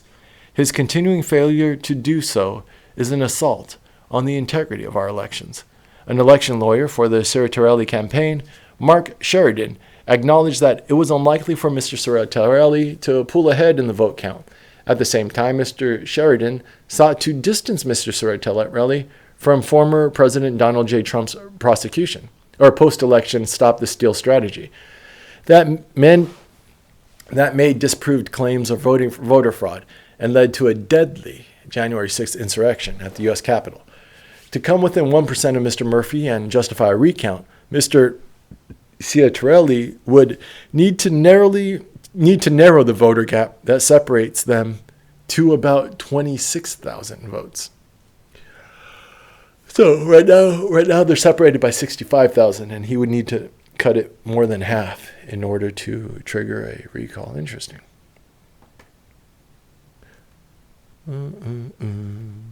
We're going into the editorials now. What paternity leave does to a father's brain. Senator Pat Murray of Washington said Democrats should not tell all women in this country that they can't have paid leave. Democratic leaders were well aware that women are the base of the party, having restored 4 weeks of family leave, at least for now. Among 6,000 couples followed from when their child was a baby until kindergarten age. Couples in which fathers took even just a week or two of paternity leave were 26% more likely to stay married, compared with couples in which fathers took no leave. One reason paternity leave might boost fathers' relationships is that parenting experience transforms men's brains and bodies. Among the outcomes we measured, we saw a benefit to dads who took paid paternity leave on one of our sleep-related measures. Although daytime fatigue skyrocketed after birth among many of our new fathers, fathers in the paid leave group did not show the same rise in exhaustion. Although the world's richest countries offer an average paid paternity leave of 8 weeks, the United States currently offers 0. Average paternity leave is 8 weeks, so the rest of the world is letting fathers stay home for 2 months with their newborn baby, and the United States offers 0. You see how we're getting screwed? And unless the Build Back Better packages does wind up including paid leave, 0 is where we're likely to stay. Mr. Buttigieg has spoken about how his leave has relieved stress on his partner and allowed the two fathers to tag team their parenting duties.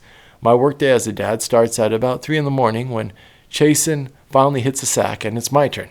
As a high-profile leader who is unapologetically taking time off to care for his family, Mr. Buttigieg may be the father figure we all need. This is what Africa needs right now. Though the continent has contributed the least to emissions, sub-Saharan African countries, excluding South Africa, according for just 0.55% of cumulative CO2 emissions, Africa has been on the front lines of climate change for decades. For many countries in Africa and across the global South, for many countries across the global South, that would be truly catastrophic. All countries, especially the world's biggest emitters, must come forward with stronger emission reduction targets that keep 1.5 in view. Over a decade ago, the world's wealthy countries made a promise to deliver $100 billion a year in climate financing to developing economies. So long as countries are constrained by debt, successfully adapting to climate change is hard to envision. The African Union recently called for rich countries to pass along the pandemic funds allocated to them by the International Monetary Fund for developing countries. The Democrats' no good, very bad day changes the landscape. Gail Collins, Brett, the Democrats lose a gubernatorial election in Virginia, and the next thing you know, the nation has a brand new $1 trillion public works program. Gail, you've always been a fan of infrastructure bills, right? Any reservation on that front now that it's going to be signed into law?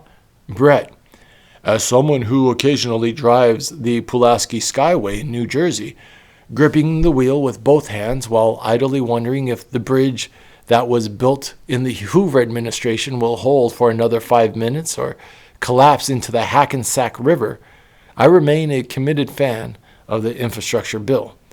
Gail, Bridges of America rejoice! You wrote a terrific column about the elections last week, Brett. How else did the Republican Ann Davison get elected city attorney in Seattle, or the Republican Jack Ciattarelli nearly win the governor's race in deep blue New Jersey? Gail, for me, New Jersey was mainly about people's yearning for a fresh face now and then. Someone needs to start a Sanity Democrats caucus to save the party from the progressives' Justice Democrats. Gail, certainly important for prominent Democrats not to sound didactic or obsessive when it comes to race and racism, but I sure as heck don't want to discourage them from taking it into context when they're passing legislation. Brett, in the meantime, Gail, have I ever mentioned that how relieved I am never to have used Facebook? Gail, this doesn't count the fact that your column goes up there, right? I'm all for using Facebook to pass along written pieces like yours. Anyways, that's an article where it's two people talking back and forth. It's interesting. How Infrastructure Week finally happened. 13 Republican members of the House voted for the infrastructure bill, now headed for President Biden's desk. If infrastructure spending is a political winner, why didn't it happen under Donald Trump? The Trump administration first declared Infrastructure Week in June 2017, but no legislative proposal ever materialized. And by the time Trump was voted out of office, the phrase had become a national punchline. Trump talked big about infrastructure during the 2016 election campaign. In the case of mainstream Republicans, that basically means opposing everything that isn't military spending. They're willing to spend on infrastructure even with borrowed money. Biden's ability to finally get the infrastructure bill that eluded Trump for 4 years is an object lesson in what can be achieved if we sideline the ideologues and crony capitalists. Rough road to the $1 trillion infrastructure bill. While a warning shot crossed the bow of Democrats on Election Day, the long-delayed passage of their $1.2 trillion infrastructure bill provided them a good running start for the 2022 midterms. Of course, these Republicans will show up for every ribbon-cutting ceremony and shovels-in-the-ground photo op in their districts, where once the clash of ideas and governing principles that led to compromise occurred across the aisle between the Democrats and Republicans, they now flourish between the centrist and left wings within the Democratic Party. In lieu of any dynamic ideas of their own, Republicans sit on the sidelines, heckling and hoping that Dems hoist themselves on their own petard.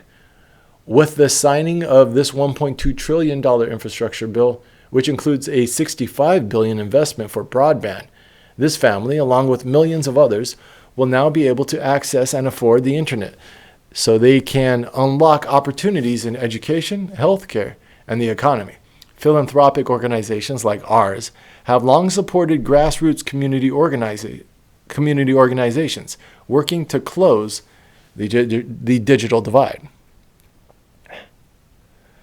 Winter heating bill looms as the next inflation threat. Reflecting the particular concern in the region, a bipartisan group of senators from New England, led by Susan Collins, Republican of Maine, and Jack Reed, Democrat of Rhode Island, sent a letter to the White House last week urging targeted actions to provide relief. Given the current state of energy markets, last week the Biden administration released 90% of the $3.75 billion in funds dedicated to the Low-Income Home Energy Assistance Program, which provided an average of $439 to more than 5 million families the year before the pandemic. According to projections by U.S. Energy Information Administration, if winter is somewhat colder than usual, energy bills could rise 15% for households heated by electricity, 50% for those depending on natural gas, and 59% for those that mostly use heating oil. 29% of those surveyed by the Census Bureau had reported reducing or foregoing household expenses to pay an energy bill in the last year. So as my last resort, I'm like, okay, let me just try Catholic Charities. Within 3 weeks of reaching out, she received a letter from Catholic Charities of Buffalo, notifying her that its staff had helped her get approved for about $3,600 to address her unpaid gas and electric bills through New York's Home Energy Assistance Program. The Energy Department says turning the thermostat down 7 to 10 degrees from its normal setting can cut winter energy costs 10%. Larry Dawson, chief executive of the Illinois Association of Community Action Agencies, which provides energy assistance to people with lower incomes, emphasized that some of the steps that best reduce bills, retrofitting homes for energy efficiency or installing heating insulation, tend to have the highest upfront cost. Starbucks seeks to delay union election as vote nears. Union supporters who are seeking to become part of Workers United, an affiliate of the giant Service Employees International Union, also say they want to ensure that they have a voice in resolving problems that arise on the job. Felt like it wasn't a very appropriate analogy, said Colin Cochran, a barista and union supporter in Buffalo, whose store is not one of the 3 scheduled to hold an election, in a text message to a reporter. After Mr. Schultz finished his remarks, a union supporter stood up and urged Starbucks to endorse a set of fair election principles that included allowing the union to make its case to workers on company time. Former labor board officials say the presence of the officials, the closing of stores in the area, and large increases in staffing at stores that have filed for union elections could compromise the so-called laboratory conditions that are supposed to prevail during an election campaign, leading the board to overturn the results should the union lose. The company said shortly after that there were 27 eligible voters at the store. A more recent list of eligible voters that the company shared with the union had 46 workers. Richard Benzinger, a former organizing director of the AFL-CIO, who is helping to organize Starbucks employees for Workers United, said that increase in the number was significant because support for the union was unanimous among workers the union considered eligible at the time of the election filing. It's interesting. Randall Quarles, formerly the Fed's vice chair for supervision, will leave the central bank at the end of December. Randall K. Quarles, a Federal Reserve governor who spent 4 years overseeing bank supervision, will step down from the Fed in December, opening an additional seat that will allow the Biden administration to reshape the central bank's leadership. President Biden already has one open spot on the central bank's 7-seat board of governors to fill, and will have another when Richard H. Clarida, the Fed's vice chair, sees his term as governor expire early next year. Jerome H. Powell's term at the Fed's chair is also scheduled to expire early next year, though his term as governor lasts until early 2028. Fed chairs typically leave their unexpired governor seats if they are not reappointed to the leadership roles, though this has not always been the case. Fed governors are nominated by the White House and then confirmed by the Senate. The Board of Governors has regulatory powers over big banks, and it sets interest rate policies alongside the Fed's 12 regional branch presidents, 5 of whom vote on monetary policy at any given time. You know what? I have to include the Federal Reserve in my outline of Flash Politics. So far I don't have my phone with me. It's good to leave your phone sometimes. Leave your phone at home. That way I'm not in contact. I was here yesterday doing videos and I was like checking my phone and I was like, so. But yeah, off the top of my head, I have SCOTUS, I have the Supreme Court. I've outlined the federal courts under the jurisdiction.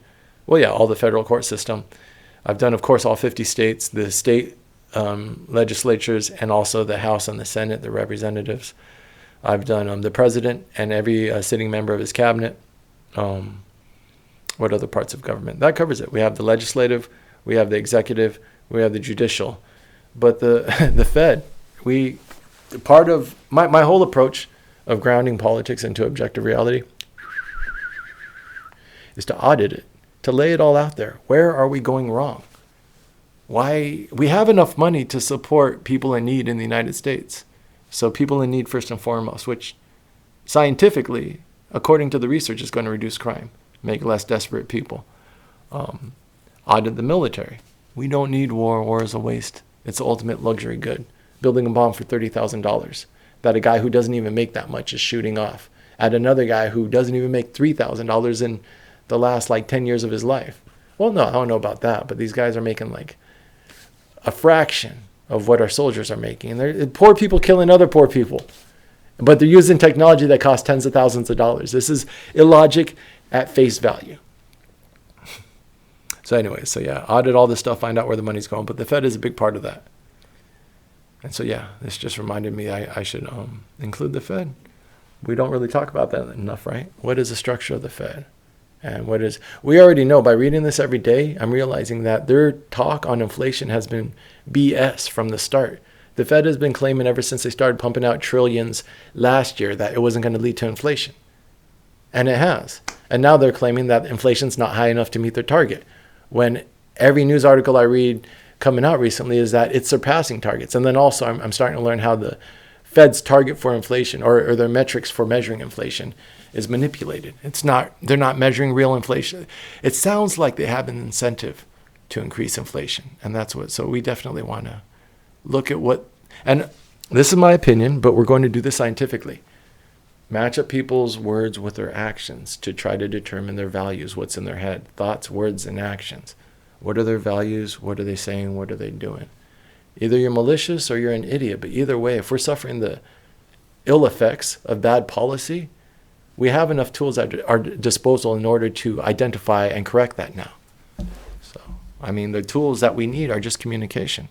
And then with the right values, we associate each other because that's what it is. That's the real trick, the real con that's going on is that people are pretending to have one values while they actually have different values. And then they're failing themselves into positions of power. And so what you'll see with the con artist is constant failures. We try to help the poor, we just fail. We want to lower inflation, we just fail. We want to create peace in the Middle East, we just fail. No, they're failing themselves into positions of power. And that is if you just look at what's going on, what you'll see is power is being concentrated. Power is being concentrated in the hands of the elite. The rich are getting richer during the pandemic. And then they're claiming failure of public services. So either this is malicious or it's incompetence, but either way, these people have to go. And that's the strength of this political party or whatever it is. I should stop calling it a political party because that's going to open me up to attacks as a political party. But this loose federation of independents who have like-minded values. Let's help people. The friendship party. If you help people, the world will be a better place. If you're kind, the world will be a better place. If we talk to each other rationally, lower our emotions, listen to them. They're instructive. If you're angry, tell me in as calm as you can what you perceive the source of your anger, and I'll listen to you, and I'll empathize with you. I'll try to understand you, and we'll come to an agreement. That's what adults do.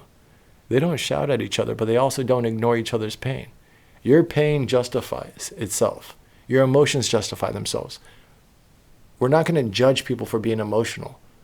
We're not going to talk down these shooters in these schools by judging them, which is what we see in the news. Oh, these shooters are incels and these shooters are terrible monsters. Let's provide outlets for such strong emotions where someone feels that they have to commit suicide by killing other people. They go into this with a suicidal mind state, of course. They're not trying to get out of this alive. Most of them go into it thinking, I'm going to kill myself and kill a lot of other people in the process. That's just like I said about the poor people and their bad decisions. Let's try to give outlets for people's strong emotions so that way they can start developing ways to process them. Healing. It's psychology and sociology 101. Let's help people process strong emotions so they don't take them out on each other. I've gotten that from the books I've read, And I've gotten that from just talking to people on the street when I was in Occupy Wall Street.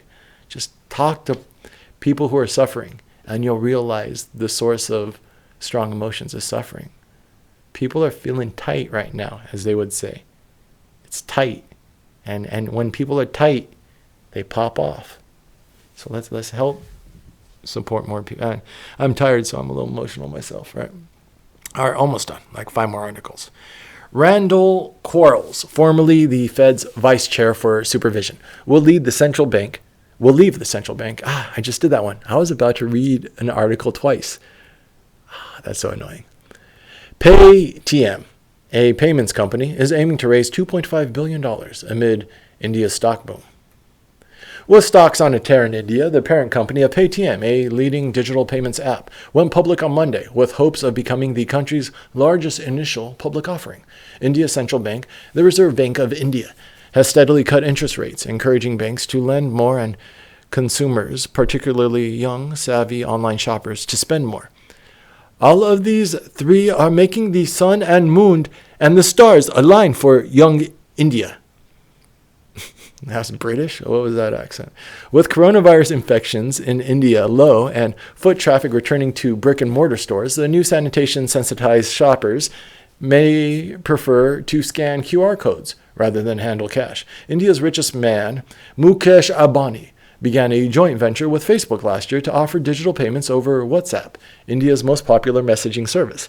In July, institutional and foreign investors also flocked to the initial public offering of India's food delivery app, Zomato, which was oversubscribed by 38 times the available shares. The Reserve Board of India predicted in an August report that 2021 could well turn out to be India's year of the public initial offering. Paytm's push to become India's biggest initial public offering has overshadowed another sizable offering. The Fed warns of social media echo chambers that pump up meme stock. The Fed's twice-yearly update on America's financial system included a special section on the meme stock phenomena.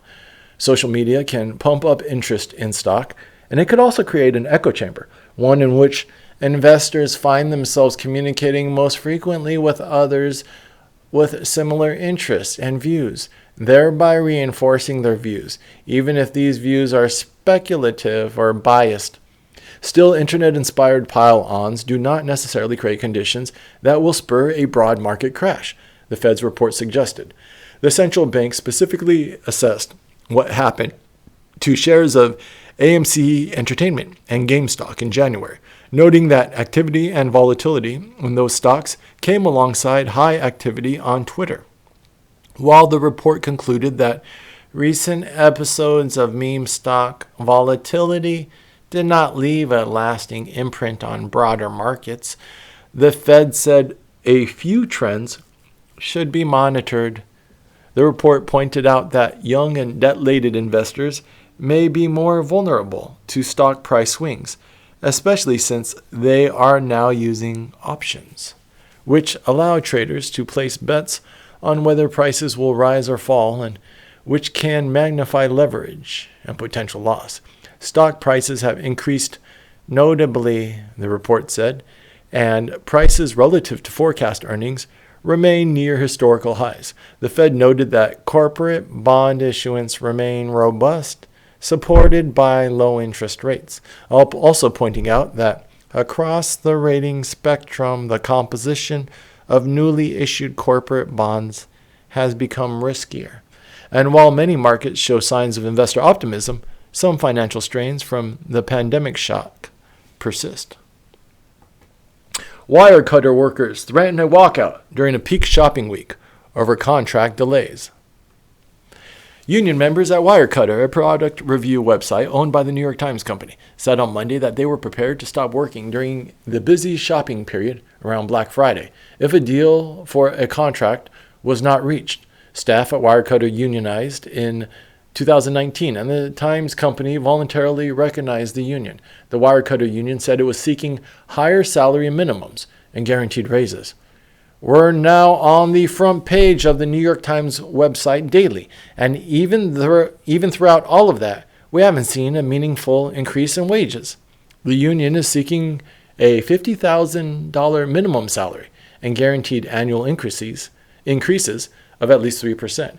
Mr. Guy said, more than 90% of the approximately 70 employees in the union who work remotely have pledged to not work during the holiday shopping period after Thanksgiving if a deal is not reached by Black Friday. On November 26, Mr. Guy said, the union representing technology workers, Times journalists, and Wirecutter employees are affiliates of the News Guild of New York. Sounds like labor is a little uppity lately. Labor is pushing for benefits. A former SoftBank executive will join the Silicon Valley venture firm General Catalyst. Deep Nishar, a former top investor at SoftBank's $100 billion vision fund, is joining General Catalyst, a Silicon Valley venture capital firm known for its successful bets on startups including Airbnb and Snap. Mr. Nishar said last month that he would leave SoftBank by the end of 2021, ending a 6-year stint at the Japanese tech conglomerate. In an interview, Mr. Nishar, 52, said he was proud of what he had helped build at the SoftBank fund. Hemant Taneja, General Catalyst managing partner, who is based in San Francisco, said he has tried to recruit Mr. Nishar in 2015 before Mr. Nishar joined SoftBank. Mr. Taneja said he wanted to bring Mr. Nishar on board to help the firm grow, to help the firm go after big, broad ideas that cut across fields, including those at the intersection of technology, healthcare, and life sciences. Over years of long walks around Silicon Valley, Mr. Taneja finally succeeded in wooing Mr. Nishar, who will start his new job in January. Behind Elon Musk's Twitter poll is a tax bill coming due. Elon Musk might have already been compelled to sell a sizable portion of his Tesla shares, even if he hadn't issued an unusual Twitter pledge over the weekend. Mr. Musk on Saturday polled Twitter users on whether he should sell 10% of his stake in the company. Mr. Musk said he was raising the question because he does not take a cash salary as Tesla's chief executive, and therefore wouldn't have any way to pay a large tax bill without selling some of his Tesla shares, which make up a vast majority of his wealth. Mr. Musk hasn't confirmed what he will do, but after closing the poll, he tweeted, "I was prepared to accept either outcome."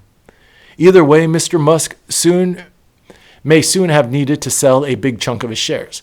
An executive compensation consultant says that because of the size of Mr. Musk's grant and the way it was structured, much of his 2012 options aren't likely to be qualified for preferential tax treatment. Daniel Ives, a stock analyst at Wedbush Securities, who follows Tesla, called Mr. Musk's latest Twitter pledge bizarre, but said he thought that the stock, which is up more than 60% this year, would keep climbing even with Mr. Musk cashing out a portion of his holdings, given Tesla's prospects and the investor enthusiasm of the company. In Romania, hard hit by COVID, doctors fight vaccine refusals. The second most trusted institution is the Orthodox Church, which has sent mixed signals on vaccines, with Patriarch Daniel in Bucharest telling people to make up their own minds and listen to doctors, while many local clerics and some influential bishops denounce vaccines as the devil's work. In central Bucharest, huge signs display photographs of gravely ill patients in hospitals as part of a campaign to jolt people back to reality. Dr. Streniu Sersal said she was uneasy with trying to reach people by scaring them.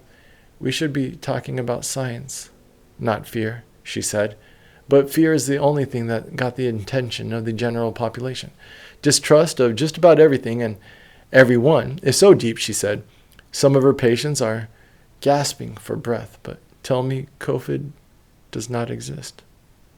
It is very difficult when so many people are denying all reality, she said. At a vaccination, see, grounding politics in objective reality. At a vaccination center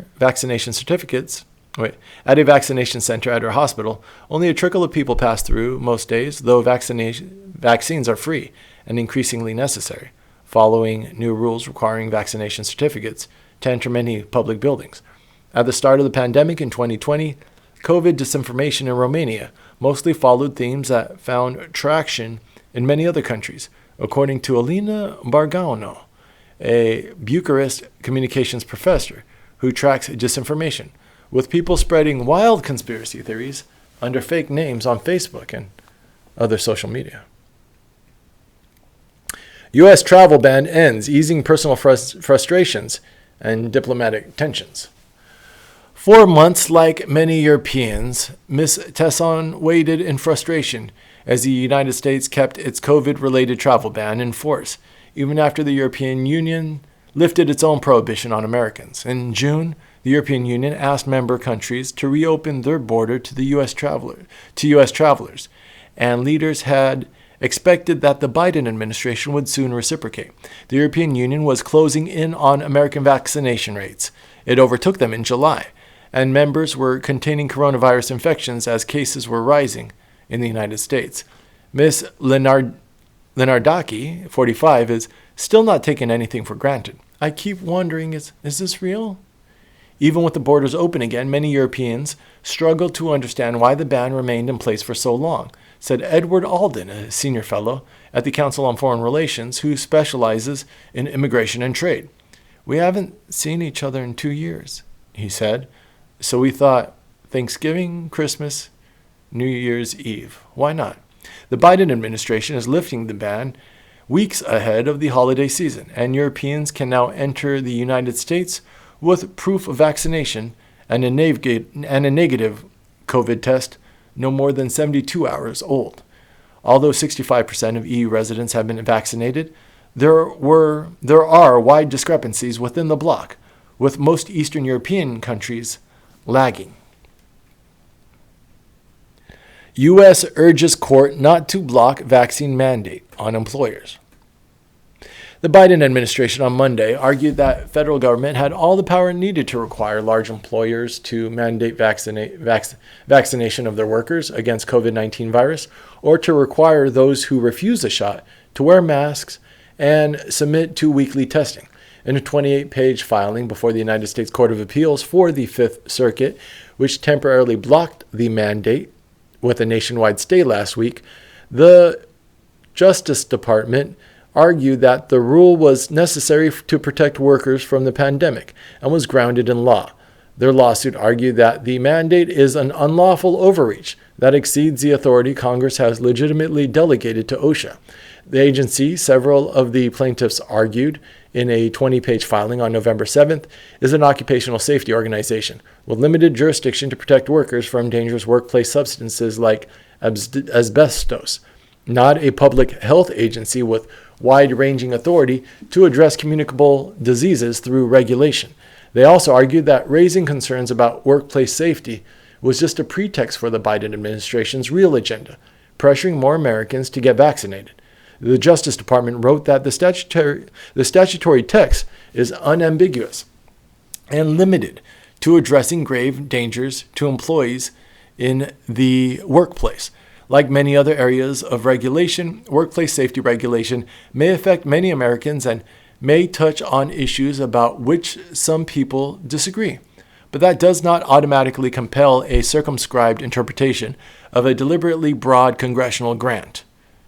Karine Jean-Pierre, the principal deputy White House press secretary, said on Monday it was routine for administration policies to face legal challenges and urged employers not to wait for the litigation to be completed before requiring their workers to get vaccinated, as some have already done, or begin submitting to weekly tests. At Mr. Biden's direction, OSHA developed an emergency temporary standard based on a claim that workers face a grave danger at work from the virus and that mandating vaccinations of frequent testing is a necessary and feasible way for employers to reduce the danger of serious illness, hospitalization, or death. The rule makes an exception for employees who do not come in close contact to other people at work, such as those who work at home or exclusively outdoors. Democrats desperately need schools to get back to normal. The last one. Critical race theory, she said, has certainly added flames to that fire, but this is 19 months in the making. Across the country, the shutdowns have contributed to an exodus from public schools. In Fairfax County, for example, public school enrollment is down by more than 10,000 students since before the pandemic, a 5.5% decrease.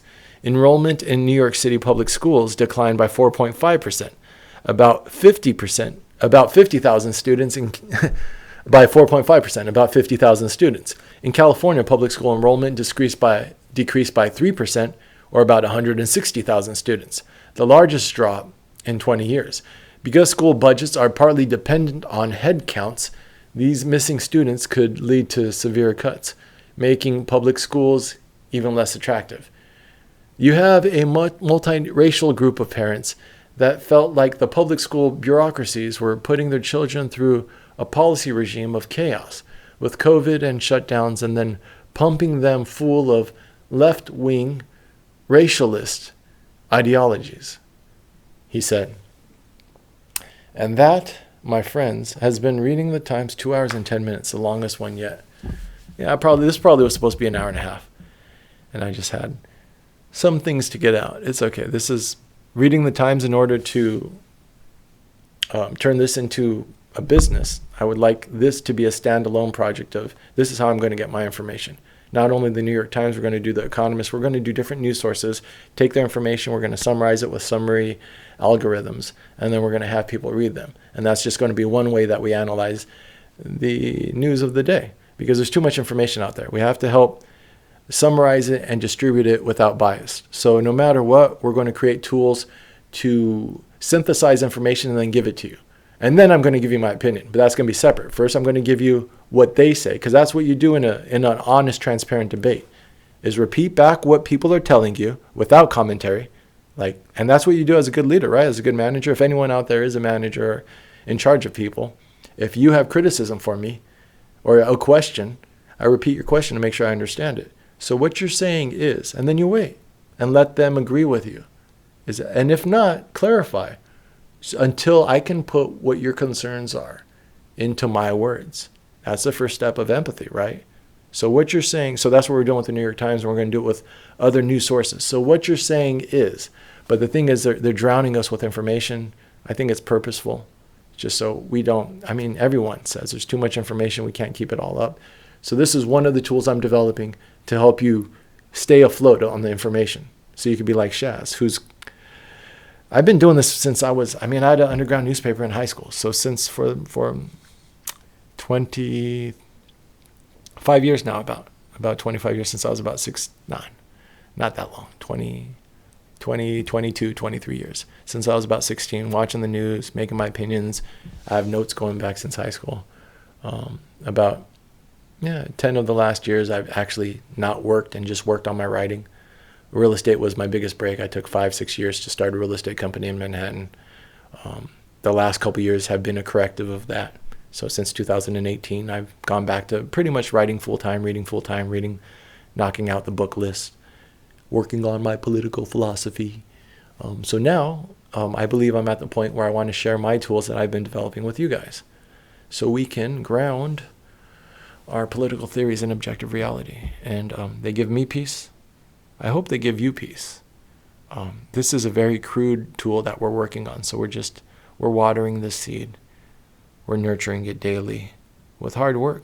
That's how you get business off the ground. I've done it before, and we will succeed at this one. Usually put my mind to something, I'm good at it, but it does take hard work.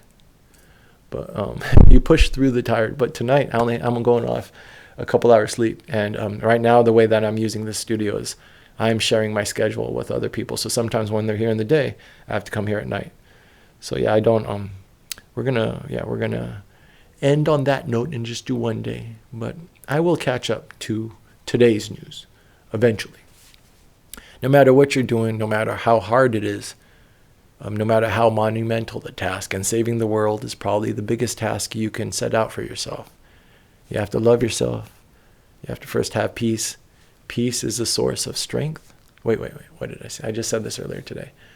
Wisdom is a source of peace, and peace is a source of strength. Wisdom allows you to value peace. trying everything else. Peace is what lasts. There's no time for all that energy, all that fighting. For the amount of time we are at war, we are at peace so much longer because war is such a waste. For the amount of time you're fighting with anyone, you're at peace so much longer with them. Or they're out of your life. But war, fighting, all that stuff is outburst of energy. For the amount of time it rains, there's so much more time that it doesn't rain. So wisdom values peace. Peace provides you the strength in order to accomplish what you have to accomplish. And that's what we're doing here. So, yours for the revolution, SHAZZBARBARIC, signing off.